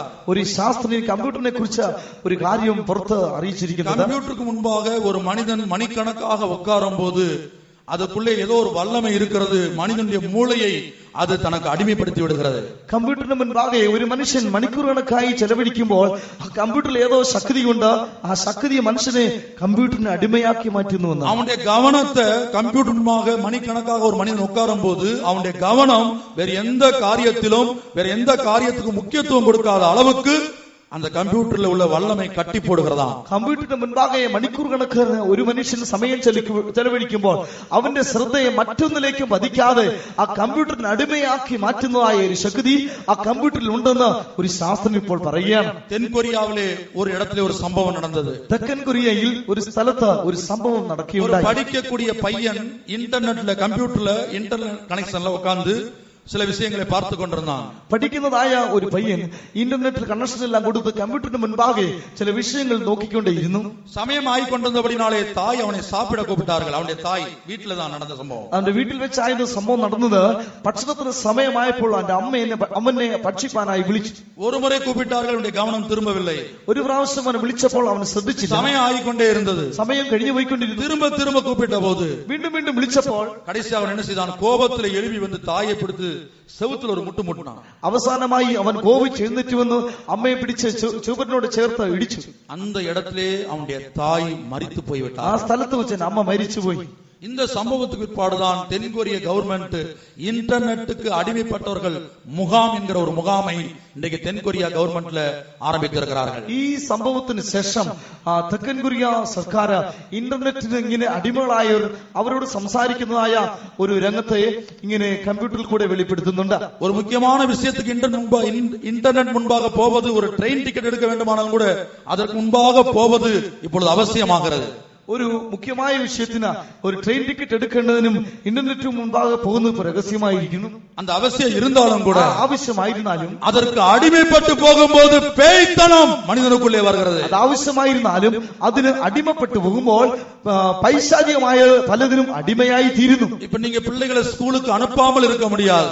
ഇപ്പൊ നിങ്ങൾക്ക് സ്കൂളിൽ കുഞ്ഞുങ്ങളെ അയക്കുവാൻ കഴിയില്ല, സമീപത്തിൽ ഒരു റെയിൽവേ എക്സാം നടന്നത്. സമയത്ത് അവർ റെയിൽവേ പരീക്ഷ നടന്നു തിരുവനന്തപുരത്ത്. அதை ஆன்லைன்ல தான் நடத்தினார்கள். கம்ப்யூட்டர் மூலமாக தான் நடத்தப்பட்டது. അത് കമ്പ്യൂട്ടർ നിമിത്തമായാണ് ചെയ്യപ്പെട്ടത്. പ്രിയമായപ്പോൾ എല്ലാ വിഷയങ്ങളും കമ്പ്യൂട്ടർ മയമായി മാറിക്കൊണ്ടിരിക്കുന്നത്. പ്രിയമുള്ളവരെ, ഇപ്പൊ എല്ലാ കാര്യങ്ങളും കമ്പ്യൂട്ടർ നിമിത്തമായി മാറ്റിയിരിക്കുകയാണ്. இந்த உலகத்திலே தான் தேவ ஜனங்கள் இயேசுவின் ரகசிய வருகை வரையிலும் ജീവിക്ക വേണ്ടിയതായി இருக்கிறது. ഈ ലോകത്തിലാണ് ദൈവമക്കൾ കർത്താവിന്റെ രഹസ്യവരവിന് വേണ്ടി രഹസ്യവരവരെയും ജീവിക്കേണ്ടത്. அந்த பேய்த்தனம் உங்களையும் உங்கள் பிள்ளைகளையும் അടിമപ്പെടുത്താமல் இருக்க வேண்டுமானால், ആ പൈശാചികമായ ശക്തി നിങ്ങളെയും നിങ്ങളുടെ മക്കളെയും അടിമപ്പെടുത്താതിരിക്കേണ്ടതിന് இப்படிப்பட்ட பேய்த்தனமான யுகத்திலே ஒரு சுத்தமுள்ள, பரிசுத்தமுள்ள, சமாதானமுள்ள, சாந்தமுள்ள வாழ்க்கை வாழ வேண்டுமானால், ഇങ്ങനെയുള്ളതായ ഈ കാലഘട്ടത്തിൽ ഒരു വിശുദ്ധമുള്ള, സമാധാനമുള്ള, ഒരു സൗമ്യതയുള്ളതായ ഒരു ജീവിതം ചെയ്യണമെങ്കിൽ, பிரியமானவர்களே, அதற்குத்தான் பரலோகத்திலிருந்து இறங்கிய ஞானத்தை தேவ ஜனங்கள் பெற்றுக்கொள்ள வேண்டும். പ്രിയമുള്ളവരെ, അതിനുവേണ്ടിയാകുന്നു സ്വർഗത്തിൽ നിന്ന് വരുന്നതായ ஞானത്തെ ദൈവമക്കൾ പ്രാപിക്കണമെന്ന് പറയുന്നത്. இந்த ஞானத்தை கொடுப்பது யார்? ഈ ജ്ഞാനം കൊടുക്കുന്നത് ആരാകുന്നു? இந்த ஞானம் கிடைப்பது எங்கே? ഈ ജ്ഞാനം ലഭിക്കുന്നത് എവിടെ നിന്ന്?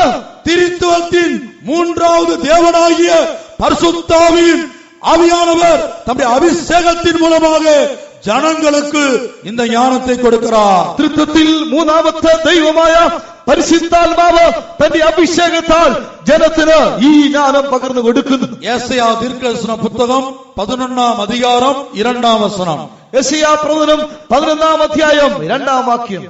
അവന്റെ മേൽ യഹോവയുടെ ആത്മാവ് ആവസിക്കും, ജ്ഞാനത്തിന്റെയും വിവേകത്തിന്റെയും ആത്മാവ്, ആലോചനയുടെയും ബലത്തിന്റെ ആത്മാവ്, പരിജ്ഞാനത്തിന്റെയും യഹോവഭക്തിയുടെയും ആത്മാവ് തന്നെ.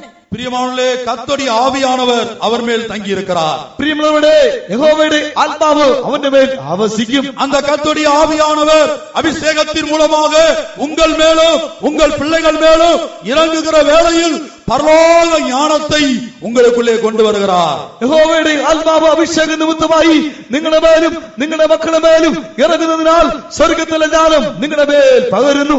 அவர் கொண்டு வருகிறதான அந்த பரலோக ஞானம் பேய்த்தனத்தை உங்களுக்கு சுட்டி காட்டக்கூடியதாக இருக்கிறது.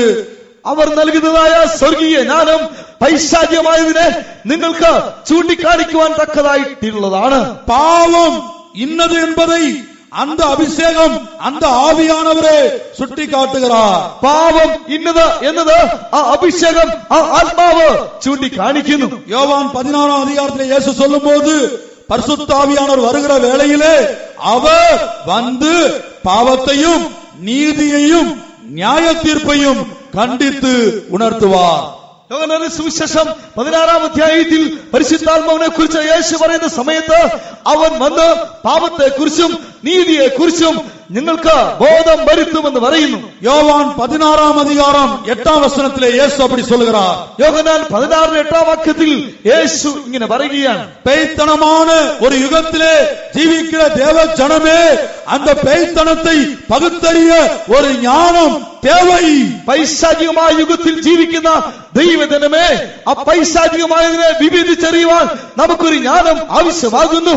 அந்த ஞானத்தை வருகையிலே, இயேசுவின் ரகசிய வருகையிலே எடுத்துக் கொள்ளப்படுகிற ஜனங்களுக்கு கொடுக்கும்படியாகவே തിരുത്വത്തിൻ മൂന്നാമത് ദേവൻ இந்த ഭൂമിയിലെ ഇറങ്ങി വந்தார். കർത്താവിന്റെ രഹസ്യവരിൽ ചേർത്തുകൊള്ളപ്പെടുന്ന ജനങ്ങൾക്ക് ആ ജ്ഞാനം കൊടുക്കേണ്ടതിനായിട്ടാകുന്നു ത്രിത്വത്തിൽ മൂന്നാമനായ പരിശുദ്ധാത്മാവ് ഈ ഭൂമിയിലേക്ക് വന്നത്. இதோ திருத்துவத்தின் மூன்றாவது தேவன், அந்த பரிசுத்த ஆவியானவர் நம்முடைய மத்தியிலே பலகளிலே ஆவியாய் உலாவிக் கொண்டிருக்கிறார். ത്രിത്വത്തിൽ മൂന്നാമനായ ദൈവം, ആ പരിശുദ്ധാത്മാവ് നമ്മുടെ നടുവിൽ பலகளில் ஆத்மாவாய் நடகொள்ளுന്നു.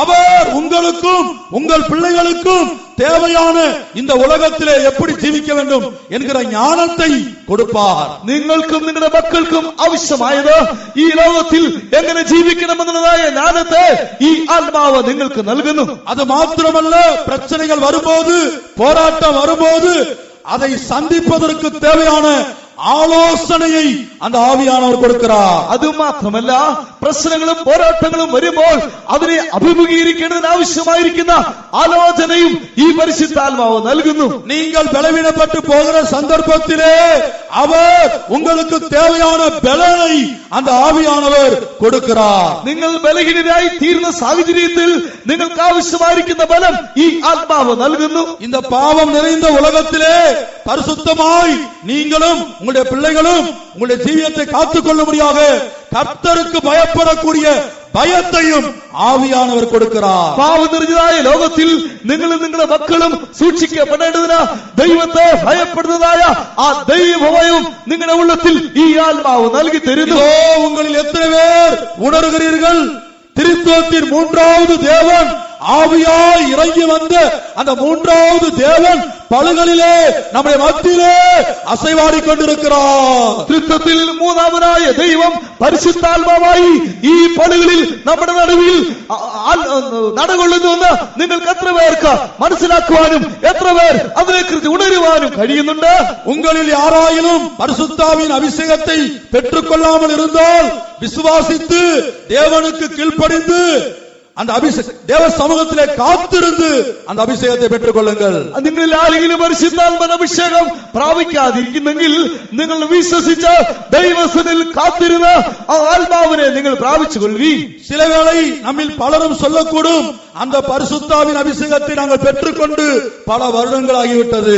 ഒരുപക്ഷേ നമ്മിൽ പലരും പറയാൻ സാധ്യതയുണ്ട്, ഈ ആത്മാവിനെ പ്രാപിച്ചിട്ട് പല വർഷങ്ങൾ കഴിഞ്ഞിരിക്കുന്നു. பரிசுத்தாவின் அபிஷேகம் பண்ணப்பட்ட தேவ ஜனமே, அங்கே யாக்கோபு சொல்வது போல ஜீவியத்திலே பரிசுத்தம் உண்டோ?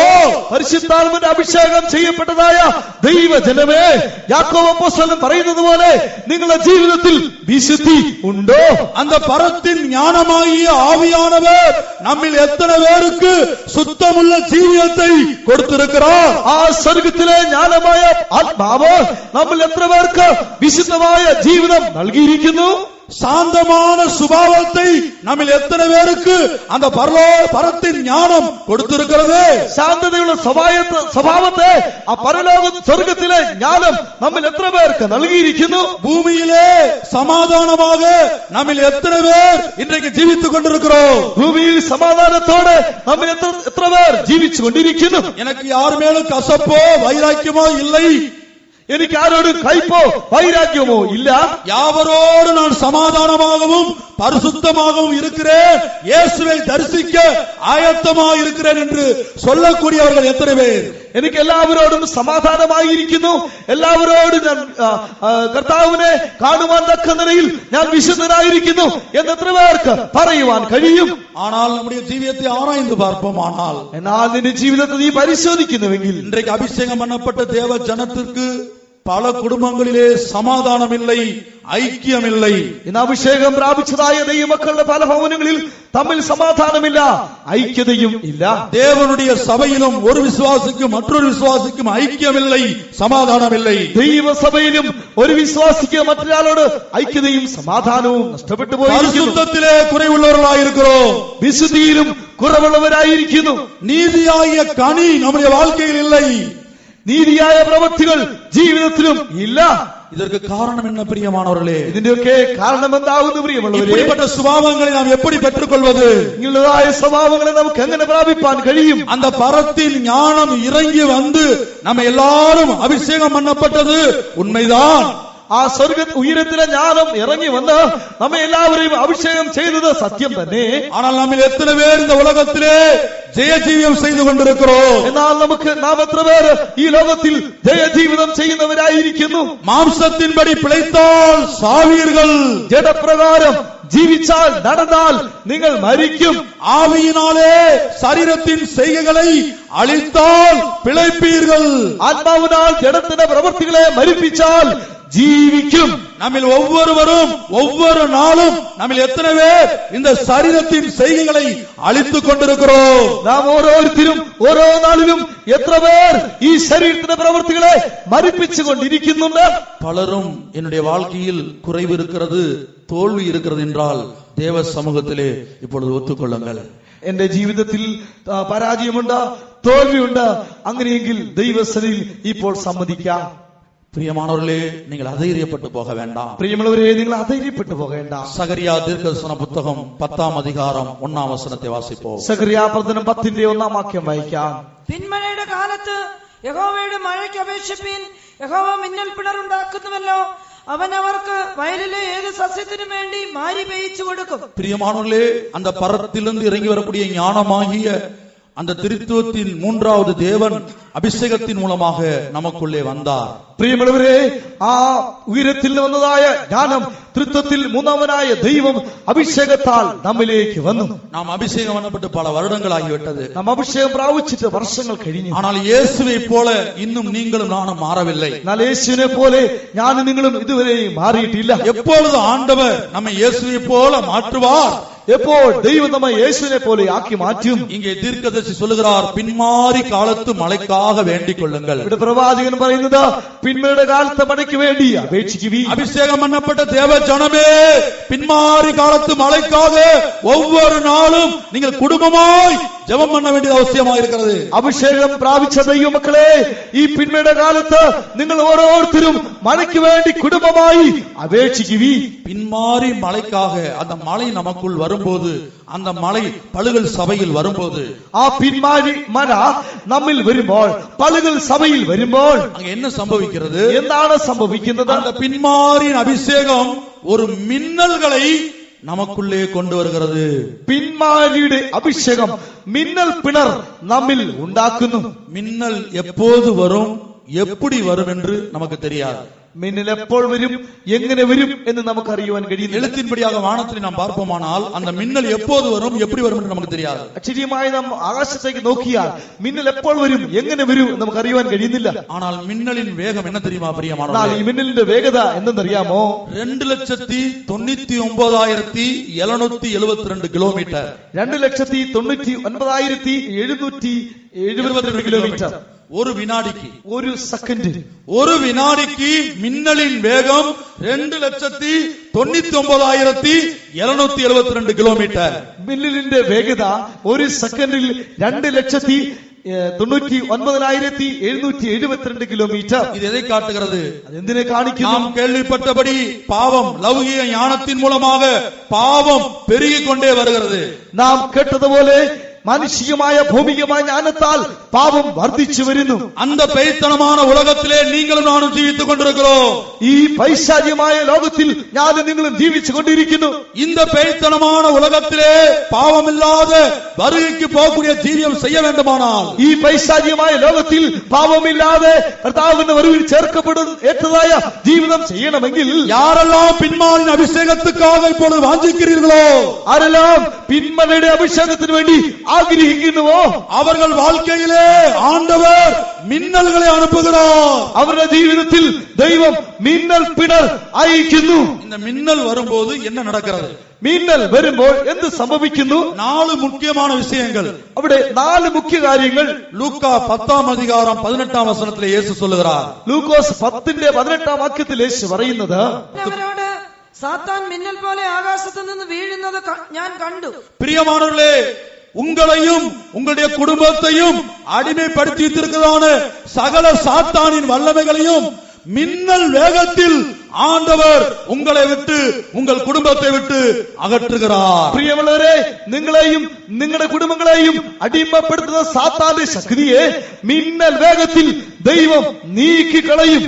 எத்தனையோ பாவத்திலே இருந்து எனக்கு விடுதலை இல்லையே, அபிஷேகத்தை பெற்றுக்கொண்ட எனக்கு ஜெயமில்லையே என்று கலங்கிக் கொண்டிருக்கிற தேவனுடைய பிள்ளையே, എത്രയോ പാപത്തിൽ നിന്ന് എനിക്ക് വിടുതലില്ലല്ലോ എന്ന് പറഞ്ഞുകൊണ്ട് അഭിഷേകം പ്രാപിച്ചിട്ട് നിലവിളിച്ചുകൊണ്ടിരിക്കുന്ന ദൈവവേദനേ, அருமையான தேவனுடைய பிள்ளையே, பின்மாறி அபிஷேகத்தை தாரும் ஆண்டவரே என்று நீ காத்திருப்பாயானால், പ്രിയ ദൈവവേദനേ, പരിശുദ്ധാത്മാവിനെ പിന്മഴ തരണമേ എന്ന് പറഞ്ഞ് നീ നിന്നെ വിളിച്ച് കാത്തിരിക്കുന്നുവെങ്കിൽ, நீ எதிர்பாராத நேரத்தில் எப்படி மின்னல் வருகிறதோ, നീ പ്രതീക്ഷിക്കാത്ത സമയത്ത് എങ്ങനെ മിന്നൽ വരുന്നുവോ, அதுபோல பரிசுத்தாவியின் மின்னல், அந்த மின்னலில் தேவன் உன் பாவத்தை உன்னை விட்டும் உன் பிள்ளைகளை விட்டும் അകറ്റുവാൻ. അതുപോലെ പരിശുദ്ധാത്മാവ് മിന്നൽ പോലെ നിന്റെ കുടുംബത്തെയും നിന്റെ ജീവിതത്തെയുള്ള പാപത്തെയും വിട്ട് നീക്കുമാറാക്കും. വ്യാധിയിனால் കഷ്ടപ്പെട്ടുக் കൊണ്ടിരിക്കുന്ന தேவனுடைய பிள்ளையே, രോഗത്താൽ ബാധിക്കപ്പെട്ടിരിക്കുന്ന ദൈവ വൈദ്യനെ, இதோ மின்னலின் தேவன், மின்னலின் ஆவியானவர் உன்னை சந்திப்பாராக. മിന്നലിന്റെ ദൈവം മിന്നലിന്റെ ആത്മാവിനാൽ നിന്നെ എതിരേൽക്കട്ടെ. உன் குடும்பத்தை கட்டி வைத்திருக்கிற சகல சாபங்களையும், നിന്റെ കുടുംബത്തെ ബന്ധിച്ചിരിക്കുന്ന സകല ശാപങ്ങളെയും, சகல பேய்த்தனங்களையும், സകല പൈശാചിക ബന്ധനങ്ങളെയും, விழுந்து போன தூதனால் ஸ்தாபிக்கப்பட்ட சகல பாவத்தின் வல்லமைகளையும், വീണുപോയ ദൂതനാൽ സ്ഥാപിക്കപ്പെട്ടതായ സകല പാപത്തിന്റെ ശക്തികളെയും நான் எப்படி ஜெயிப்பேன்? ഞാൻ അതിനെ എങ്ങനെ ജയിക്കും? நான் இயேசுவின் ரகசிய வருகையில் போவேனா? ഞാൻ യേശുവിന്റെ രഹസ്യവരിയിൽ പോകുമോ என்று நம்பிக்கை இழந்து காணப்படுகிற தேவனுடைய பிள்ளையே, എന്ന് വിശ്വാസം നഷ്ടപ്പെട്ട് ആ നിലയിലായിരിക്കുന്ന ദൈവ വൈദ്യനെ, இந்த பலிகளிலே 3ஆம் நாளிலே கர்த்தருடைய ஆவியானவர் உன் நம்பிக்கையை புதுப்பிக்கிறார். ഈ പണികളിലെ ഈ 3ആം ദിവസത്തിൽ ദൈവത്തിന്റെ ആത്മാവ് നിന്റെ പ്രത്യാശയെ വിശ്വാസത്തെ പുതുപ്പിക്കുന്നു. அந்த நம்பிக்கை என்ன?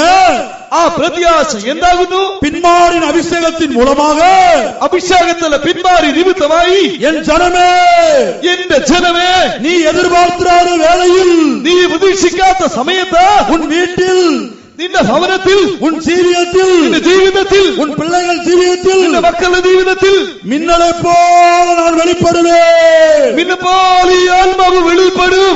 அன்றைக்கு பாவத்தின் வல்லமைகள் உன் ஜீவியத்தை விட்டு சாம்பலாக்கப்படும். അത് പാപത്തിന്റെ ശക്തികൾ നിന്റെ ജീവിതം വിട്ട് നീക്കം ചെയ്യപ്പെടും. சாபத்தின் வல்லமைகள் சாம்பலாக்கப்படும். ശാപത്തിന്റെ ശക്തികളൊക്കെയും ഭസ്മീകരിക്കപ്പെടും. உன்னை வருஷ கணக்காக கட்டி வைத்திருக்கிற வியாதியின் வல்லமையை அந்த மின்னல் சாம்பலாக்கும். വർഷക്കണക്കായി നിന്നെ ബന്ധിച്ചിരിക്കുന്ന രോഗത്തിന്റെ ശക്തിയെ ആ മിന്നൽ ഇല്ലാതെയാക്കി മാറ്റും. இரண்டாவதாയി பிரியமானவர்களே, மின்னல் காடுகளை சுட்டரிக்குமா?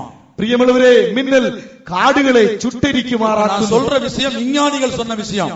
ഞാൻ പറയുന്ന കാര്യം ശാസ്ത്രജ്ഞന്മാർ പറയുന്ന பல വിഷയം. விஷயங்களுக்கு முக்கியமான 4 விஷயங்களை சொல்கிறேன். പല കാര്യങ്ങളുണ്ട്, പ്രധാനപ്പെട്ട 4 കാര്യങ്ങൾ പറയട്ടെ. காடுகளை சுட்டரிக்கும். കാടുകളെ ചുട്ടരിക്കുമാറാക്കും. இந்த காட்டில் உள்ள மரங்கள், காடுகள் எதை காட்டுகிறது? ഈ കാട്ടിലെ മരങ്ങൾ, ഈ കാടുകൾ എന്തിനെ കാണിക്കുന്നു? பிசாசினால் நமக்குள்ளே வளர்க்கப்பட்ட மிருகத்தனமான சுபாவங்களை காட்டுகிறது. പിശാചി നിമിത്തം നമ്മിൽ വളർന്നുകൊണ്ടിരിക്കുന്ന മൃഗീയമായ സ്വഭാവങ്ങളാകുന്നു, மாம்சிக சுபாவங்களை காட்டுகிறது. ജഡീക സ്വഭാവങ്ങളാകുന്നു. பிரியமானவர்களே, இப்படிப்பட்ட எல்லா வல்லமைகளும் ஒரு மரத்தை போல பெரிதாக வளர்ந்திருக்கலாம். പ്രിയമുള്ളവരെ, ഉള്ളതായ എല്ലാ ശക്തികളും മരം പോലെ വളരെയധികമായി വളർന്നു വർദ്ധിച്ചു. ஆனால் பின்மாரின் அபிஷேகத்துக்காக நீங்கள் வேண்டிக் கொள்ளும் போது, പിന്മാരുടെ അഭിഷേകത്തിന് വേണ്ടി നാം അപേക്ഷിക്കുമ്പോൾ, காத்திருக்கும்போது அந்த மின்னலை ஆண்டவர் அனுப்புவார். ആ മിന്നലിനെ ദൈവം അയക്കുമ്പോൾ வருஷ கணக்காக உங்கள் ஜீவியத்திலே வளர்ந்திருக்கிற சகல மரங்களையும் சகல காடுகளையும் அந்த மின்னல் சுட்டரிக்கும். വർഷക്കണക്കായി നിങ്ങളുടെ ജീവിതത്തിൽ വളർന്നുകൊണ്ടിരിക്കുന്നതായ സകല മരങ്ങളെയും സകല കാടുകളെയും ആ മിന്നൽ പിണർ ചുട്ടരിക്കും. മൂന്നാമതായി காற்றை, இதமான காற்றை, അത് ഉന്നതമായ കാറ്റ്. 33,000 டிகிரி செல்சியஸுக்கு இந்த மின்னல் வெப்பப்படுத்துமா, சூடாக்கும். 33,000 ഡിഗ്രി സെൽഷ്യസിലേക്ക് ഈ മിന്നൽ ചൂട് ഉയർത്തും. இது எதை காட்டுகிறது? ഇതിനെ കാണിക്കുന്നു, இன்றைக்கு தேவ சபை, ദൈവസഭ, தேவ ஜனங்கள், ദൈവ മക്കൾ ஒரு அனல் இல்லாமல், ഒരു ചൂടില്ലാതെ, എരിവില്ലാതെ, வெதுவெதுப்பான நிலவரத்திலே காணப்படுகிறார்களே. വളരെ മങ്ങിയ നിലയിൽ, സാവധാനമായ നിലയിൽ കാണപ്പെടും. பிரியமானவர்களே, அந்த மின்னலை ஆண்டவர் அனுப்பும் போது, പ്രിയമുള്ളവരെ, ഈ മിന്നലിനെ ദൈവം അയക്കുമ്പോൾ, வெளிப்படுத்தின விசேஷத்திலே ஆண்டவர் கேட்டாரே, நீ வெதுவெதுப்பாய் இருப்பது என்ன, குளிராயாவது அனலையாவது இருந்தால் உனக்கு நலமா இருக்கும். വെളിപ്പാട് പുസ്തകത്തിൽ ദൈവം ചോദിക്കുമ്പോൾ, നീ ശീതോഷ്ണമായിരിക്കുന്നതെന്ത്, ഒന്നീ ഉഷ്ണമാനോ അല്ലെങ്കിൽ ശീതമാനോ ആയിരുന്നെങ്കിൽ കൊള്ളായിരുന്നു എന്ന് പറയുന്നു. உங்களுடைய ஆவிக்குரிய வாழ்க்கையிலே வெதுவெதுப்பாய் இரண்டு நினைவுகளால் குந்தி குந்தி நடக்கிற தேவ ஜனத்தை இந்த மின்னல் வரும்போது எதிர்பாராத வேளையிலே அனலாக, அக்னி உள்ளவர்களாக மாற்றுகிறது. ആത്മീയ ജീവിതത്തിൽ ശീതോഷ്ണമാനെ പോലെ ആത്മീയമായ നിലയിൽ ക്ഷീണിച്ചും തളർന്നും ഉറങ്ങിയിരിക്കുന്ന ജീവിതങ്ങളെ ഈ മിന്നൽ വരുമ്പോൾ തീ സമം ചൂടുള്ളതാക്കി മാറ്റും. கடைசியாக, അവസാനമായി, தாவரங்கள் விளைய வேண்டுமானால், കൃഷികൾ വിളയണമെങ്കിൽ அதற்கு மின்னல் அவசியமா, விஞ்ஞானிகள் சொல்லியிருக்கிறார்கள். ശാസ്ത്രജ്ഞന്മാർ പറയുന്നത് മിന്നൽ ആവശ്യമാകുന്നു. எழுத்தின்படியாக അച്ചടിയമായി பயிர்கள் வளைய, കൃഷികൾ, ചെടികൾ, മറ്റ് അതൊക്കെ വളരണമെങ്കിൽ மின்னல் தேவை. മിന്നൽ ആവശ്യം. காற்றுல 78% நைட்ரஜன் இருக்கிறது. വനത്തിൽ കാട്ടിൽ 78% നൈട്രജൻ ഉണ്ട്. இந்த மின்னல் வரும்போது, ഈ മിന്നൽ വരുമ്പോൾ அந்த நைட்ரஜனை நீராய் மாற்றி, അത് നൈട്രജൻ നീരാക്കി മാറ്റി அதை தாவரத்துக்கு உரமாக மாற்றுகிறது. അത് ഈ വനങ്ങൾക്ക്, ചെടികൾക്ക് വളമാക്കി തീർക്കുന്നു. அதன் மூலமா மாத்திரமே பயிர் பூமியிலே விளைகிறது. അത് നിമിത്തമാണ് ഭൂമിയിൽ സസ്യങ്ങൾ വിളയുന്നത്. இதை விஞ்ஞானிகள் சொல்லியிருக்கிறார்கள். ഇത് ശാസ്ത്രജ്ഞന്മാർ പറഞ്ഞിരിക്കുന്നു. விஞ்ஞானிகள் சொல்வதற்கு முன்பாகவே சகரியா சொல்லியிருக்கிறார். ഈ ശാസ്ത്രജ്ഞന്മാർ പറഞ്ഞതിന് മുൻപാണ് സഖറിയ പ്രവാചകൻ പറയുന്നത്, கர்த்தர் மின்னல்களை உண்டாக்கி பயிர் விளைய செய்வார். ദൈവം മിന്നൽ പിണർ അയച്ച് സസ്യങ്ങളെ വിളയിക്കുമാറാക്കുന്നു. വയലുകളിൽ അവരവർക്ക് பயிருண்டாக செய்வேன், വിളവുണ്ടാകുവാൻ ഇടയാക്കി തീർക്കുന്നു. இந்த வயல்வெளி எது? ആ വിളവ്, ആ മിന്നൽ ഏത്? ആ വയൽ ഏതാകുന്നു? சபையே அந்த வயல்வெளி, ദൈവസഭയാകുന്നു ആ വയൽ. அந்த வயலில் காணப்படும் நம்ம ஒவ்வொருத்தருடைய வாழ்க்கையிலும், ആ വയലിലുള്ളതായ ഓരോരുത്തരുടെ ജീവിതത്തിലും இந்த பயிர் எதை காட்டுகிறது?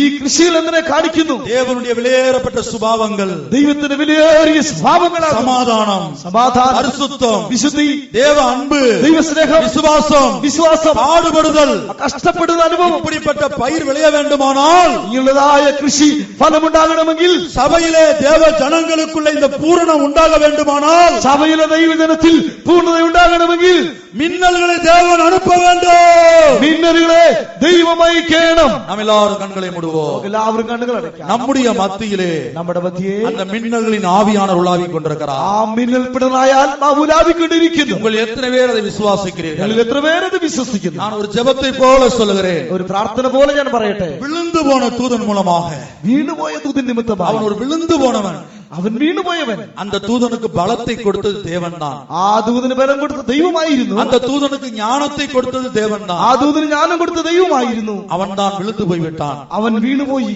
அந்த விழுந்து போன தூதனுடைய ஞானத்தினால், ആ വീണുപോയ ദൂതന്റെ ജ്ഞാനത്താൽ இன்றைக்கு கம்ப்யூட்டர் யுகம் வளர்ந்திருக்கிறது. ഇന്ന് കമ്പ്യൂട്ടർ ലോകം വളർന്നിരിക്കുന്നു. அணுசக்தி வளர்ந்திருக்கிறது.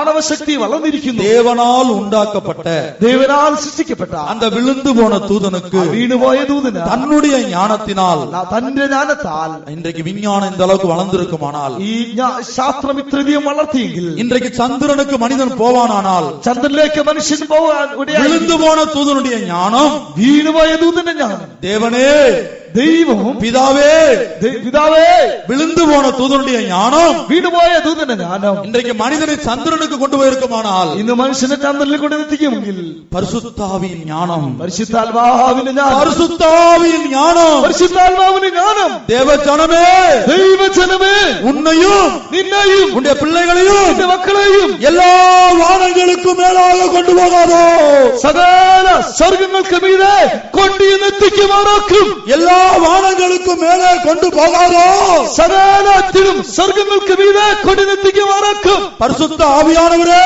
പരിശുദ്ധാത്മാവേ மின்னல்களை அனுப்புவீராக മിന്നലുകളെ അയക്കുകയില്ലയോ மின்னல்களை அனுப்பு മിന്നലുകളെ അയക്കണമേ பரிசுத்த ஆவியானவரே പരിശുദ്ധാത്മാവേ பாவத்தின் வல்லமை പാപത്തിന്റെ ശക്തിയെ இயேசு ஜெபித்தது போல യേശു പ്രാർത്ഥിച്ചതുപോലെ சாத்தான் மின்னலை போல வானத்திலிருந்து விளக்கண்டே സാത്താൻ മിന്നൽ പോലെ ആകാശത്തിൽ നിന്ന് വീഴുന്നത് കണ്ടു தேவ ஜனமே ദൈവജനമേ உன்னை அடிமைப்படுத்திய சகல பாவத்தின் வல்லமையோ നിന്നെ അടിമപ്പെടുത്തുന്ന സകല പാപത്തിന്റെ ശക്തിയെ உன் குடும்பத்தை கட்டி வைத்த சகல சாபத்தின் வல்லமையோ നിന്റെ കുടുംബത്തെ ബന്ധിച്ചിരിക്കുന്ന സകല ശാപത്തിന്റെ ശക്തിയെ இதோ சாத்தான் ഇതാ സാത്താൻ மின்னலை போல வானத்திலிருந்து கீழே விழுகிறான் മിന്നൽ പോലെ ആകാശത്തിൽ നിന്ന് വീഴുന്നു உங்கள் எத்தனை பேர் விசுவாசிக்கிறீர்கள் നിങ്ങളിൽ എത്ര പേർ വിശ്വസിക്കുന്നു பரிசுத்த ஆவியானவரே പരിശുദ്ധാത്മാവേ உங்களுடைய வல்லமை எங்கே നിന്റെ ശക്തി എവിടെ உங்களுடைய வைராக்கியம் எங்கே നിന്റെ ധൈര്യം എവിടെ உங்களுடைய மின்னல் எங்கே മിന്നൽ എവിടെ ஆமென் கர்த்தருடைய ஆவியானவர் நம்மில் இறங்கி வந்திருக்கிறார் ദൈവത്തിന്റെ ആത്മാവോട് ഇറങ്ങി വന്നിരിക്കുന്നു வாயை திறந்து அறிக்கையிடுங்கள் വായ് തുറന്നേറ്റ് പറയുക நீங்கள் யாரும் மௌனமா இருக்க வேண்டாம் ആരും മൗനമായിരിക്കേണ്ട கர்த்தருடைய பிள்ளையே ദൈവവൈദ്യലേ நீ எவ்வளவு காலம் தோல்வியா இருக்க போகிறாய் தோல்வியோடு നീ എത്ര കാലം പരാജയത്തോടെ നീ ജീവിക്കുന്നു எத்தனை காலம் பாவத்தோடு ஜீவிக்க போகிறாய் എത്ര നാൾ നീ പാവമായി ജീവിക്കും எத்தனை காலம் வியாதியோடு ஜீவிக்க போகிறாய் എത്ര നാൾ നീ രോഗത്തോടുകൂടി ജീവിക്കും இதோ மின்னலின் ஆவியானவர் வந்திருக்கிறார் ഇതാ മിന്നൽ പോലെ പരിശുദ്ധാത്മാവ് വന്നിരിക്കുന്നു உனக்குள்ளே அபிஷேகம் இருக்கிறது നിന്നിൽ അഭിഷേകമുണ്ട് உனக்குள்ளே அபிஷேகம் இருக்கிறது നിന്നിൽ അഭിഷേകമുണ്ട് உலகத்தில் உள்ளவனை பார்க்கலாம் ലോകത്തിൽ ഉള്ളവനെ കാട്ടിലും உனக்குள்ளே இருக்கிறவர் பெரியவர் എന്നിലിരിക്കുന്നവൻ വലിയവനാകുന്നു உனக்குள்ளே இருக்கிறவர் பெரியவர் എന്നിലിരിക്കുന്നവൻ വലിയവനാകുന്നു பாவத்தின் வல்லமையை ஆண்டவர் அழிக்கிறார் പാപത്തിന്റെ ശക്തിയെ ദൈവം നശിപ്പിക്കുന്നു இதோ அந்த மின்னல் ഇതാ ആ മിന്നൽ இந்த பலகளிலே இறங்கி இருக்கிறது പലകളിൽ ഇറങ്ങി വന്നിരിക്കുന്നു இதோ அந்த மின்னல் ഇതാ മിന്നൽ உங்கள் ஒவ்வொருத்தர் சரீரத்தில் இறங்கி இருக்கிறது നിങ്ങളുടെ ഓരോരുത്തരുടെ ശരീരത്തിലും ഇറങ്ങി വന്നിരിക്കുന്നു உன்னுடைய ஆவியிலே നിന്റെ ആത്മാവിൽ உன்னுடைய ஆத்துமாவிலே നിന്റെ പ്രാണനിൽ உன்னுடைய சரீரத்திலே നിന്റെ ശരീരത്തിൽ அந்த மின்னலை தேவன் அனுப்பி ആ இருக்கிறார் മിന്നലിനെ ദൈവമായി ചിരിക്കുന്നു இப்பொழுதே விடுதலை ഇപ്പോൾ തന്നെ വിടുതൽ லௌகிய ஞானம் ஜெயிக்க போகிறதா ഭൗമിക ജ്ഞാനം ജയിക്കുന്നുവോ பேய்த்தனம் ஜெயிக்க போகிறதா പൈശാചികമായത് ജയിക്കുന്നുവോ அந்த மின்னலின் தேவன் ஆவியானவர் ஜெயிக்க போகிறாரா ആ മിന്നലിന്റെ ദൈവമായ ആത്മാവ് ജയിക്കുന്നുവോ நீங்கள் வாயை திறந்தால் വായ് തുറന്നാൽ உன் வாயை விரிவாய் திற നിന്റെ വായ് വിസ്താരത്തിൽ തുറക്കാം நான் அதை நிரப்புவேன் ഞാൻ അതിന് നിറയ്ക്കും இதோ மின்னலின் தேவன் ഓ മിന്നലിന്റെ ദൈവം அநேகருடைய கட்டுக்களை அவிழ்க்கிறார் അനേകരുടെ കെട്ടുകളെ ബന്ധനങ്ങളെ അഴിക്കുന്നു அநேகரை அடிமைப்படுத்தின பாவம் അനേകരെ അടിമപ്പെടുത്തുന്ന പാപം இதோ சாம்பலாய் மாற்றப்படுகிறது ചാരമായി തീർന്നുകൊണ്ടിരിക്കുന്നു கருகி போனது பாவம் கருகி போனது പാപം കഴുകി നീക്കുന്നു மின்னலின் தேவன் வந்திருக்கிறார் മിന്നലിന് ദൈവം വന്നിരിക്കുന്നു மின்னலின் ஆவியானவர் வந்திருக்கிறார் മിന്നലിന്റെ ആത്മാവ് വന്നിരിക്കുന്നു இந்த மூன்றாம் நாள் கூட்டத்திலே ഈ മൂന്നാം നാൾ യോഗത്തിൽ திருத்துவத்தின் மூன்றாம் தேவன் ക്രിസ്തുവിൽ മൂന്നാമനായ ദൈവം மின்னலின் ஆவியானவர் മിന്നലിന്റെ ആത്മാവ് இதோ மின்னல் போல் இறங்கி இருக்கிறார் ഇതാ മിന്നൽ പോലെ ഇറങ്ങി വന്നിരിക്കുന്നു அநேகருடைய சரீரம் தூக்கி வீசப்பட போகிறது അവരുടെ ശരീരം ഉയർത്തി എറിയപ്പെടുവാൻ പോകുന്നു அநேகருடைய சரீரத்தின் மேல் மின்னல் சந்திக்க போகிறது അവരുടെ ശരീരത്തിന്മേൽ മിന്നൽ ഇറങ്ങുവാൻ പോകുന്നു தேவனுக்கு ஜெயத்தை கொடுக்கிறார் ദൈവം നിനക്ക് ജയം നൽകുന്നു தேவனுக்கு சுகத்தை கொடுக்கிறார் ദൈവം നിനക്ക് സുഖം നൽകുന്നു இனி உனக்கு வியாதி இல்லை ഇനി നിനക്ക് രോഗം ഇല്ല இனி உனக்கு பாவம் இல்லை ഇനി നിന്റെ മേൽ പാപം ഇല്ല இதோ அந்த மின்னல் ഇതാ ആ മിന്നൽ உன்மேல் இறங்கி இருக்கிறது നിന്റെ മേൽ ഇറങ്ങിയിരിക്കുന്നു இதோ இறங்கி இருக்கிறது ഇറങ്ങിയിരിക്കുന്നു மின்னல் இறங்கி இருக்கிறது பரிசுத்த ஆவியானவர் ஜெயித்திருக்கிறார். പരിശുദ്ധാത്മാവ് ജയിച്ചിരിക്കുന്നു. பரிசுத்த ஆவியானவர் ஜெயித்திருக்கிறார். പരിശുദ്ധാത്മാവ് ജയിച്ചിരിക്കുന്നു. பரிசுத்த ஆவியானவர் ஜெயித்திருக்கிறார். പരിശുദ്ധാത്മാവ് ജയിച്ചിരിക്കുന്നു. പാപം രോഗം ജഡത്തിന്മേൽ അധികാരം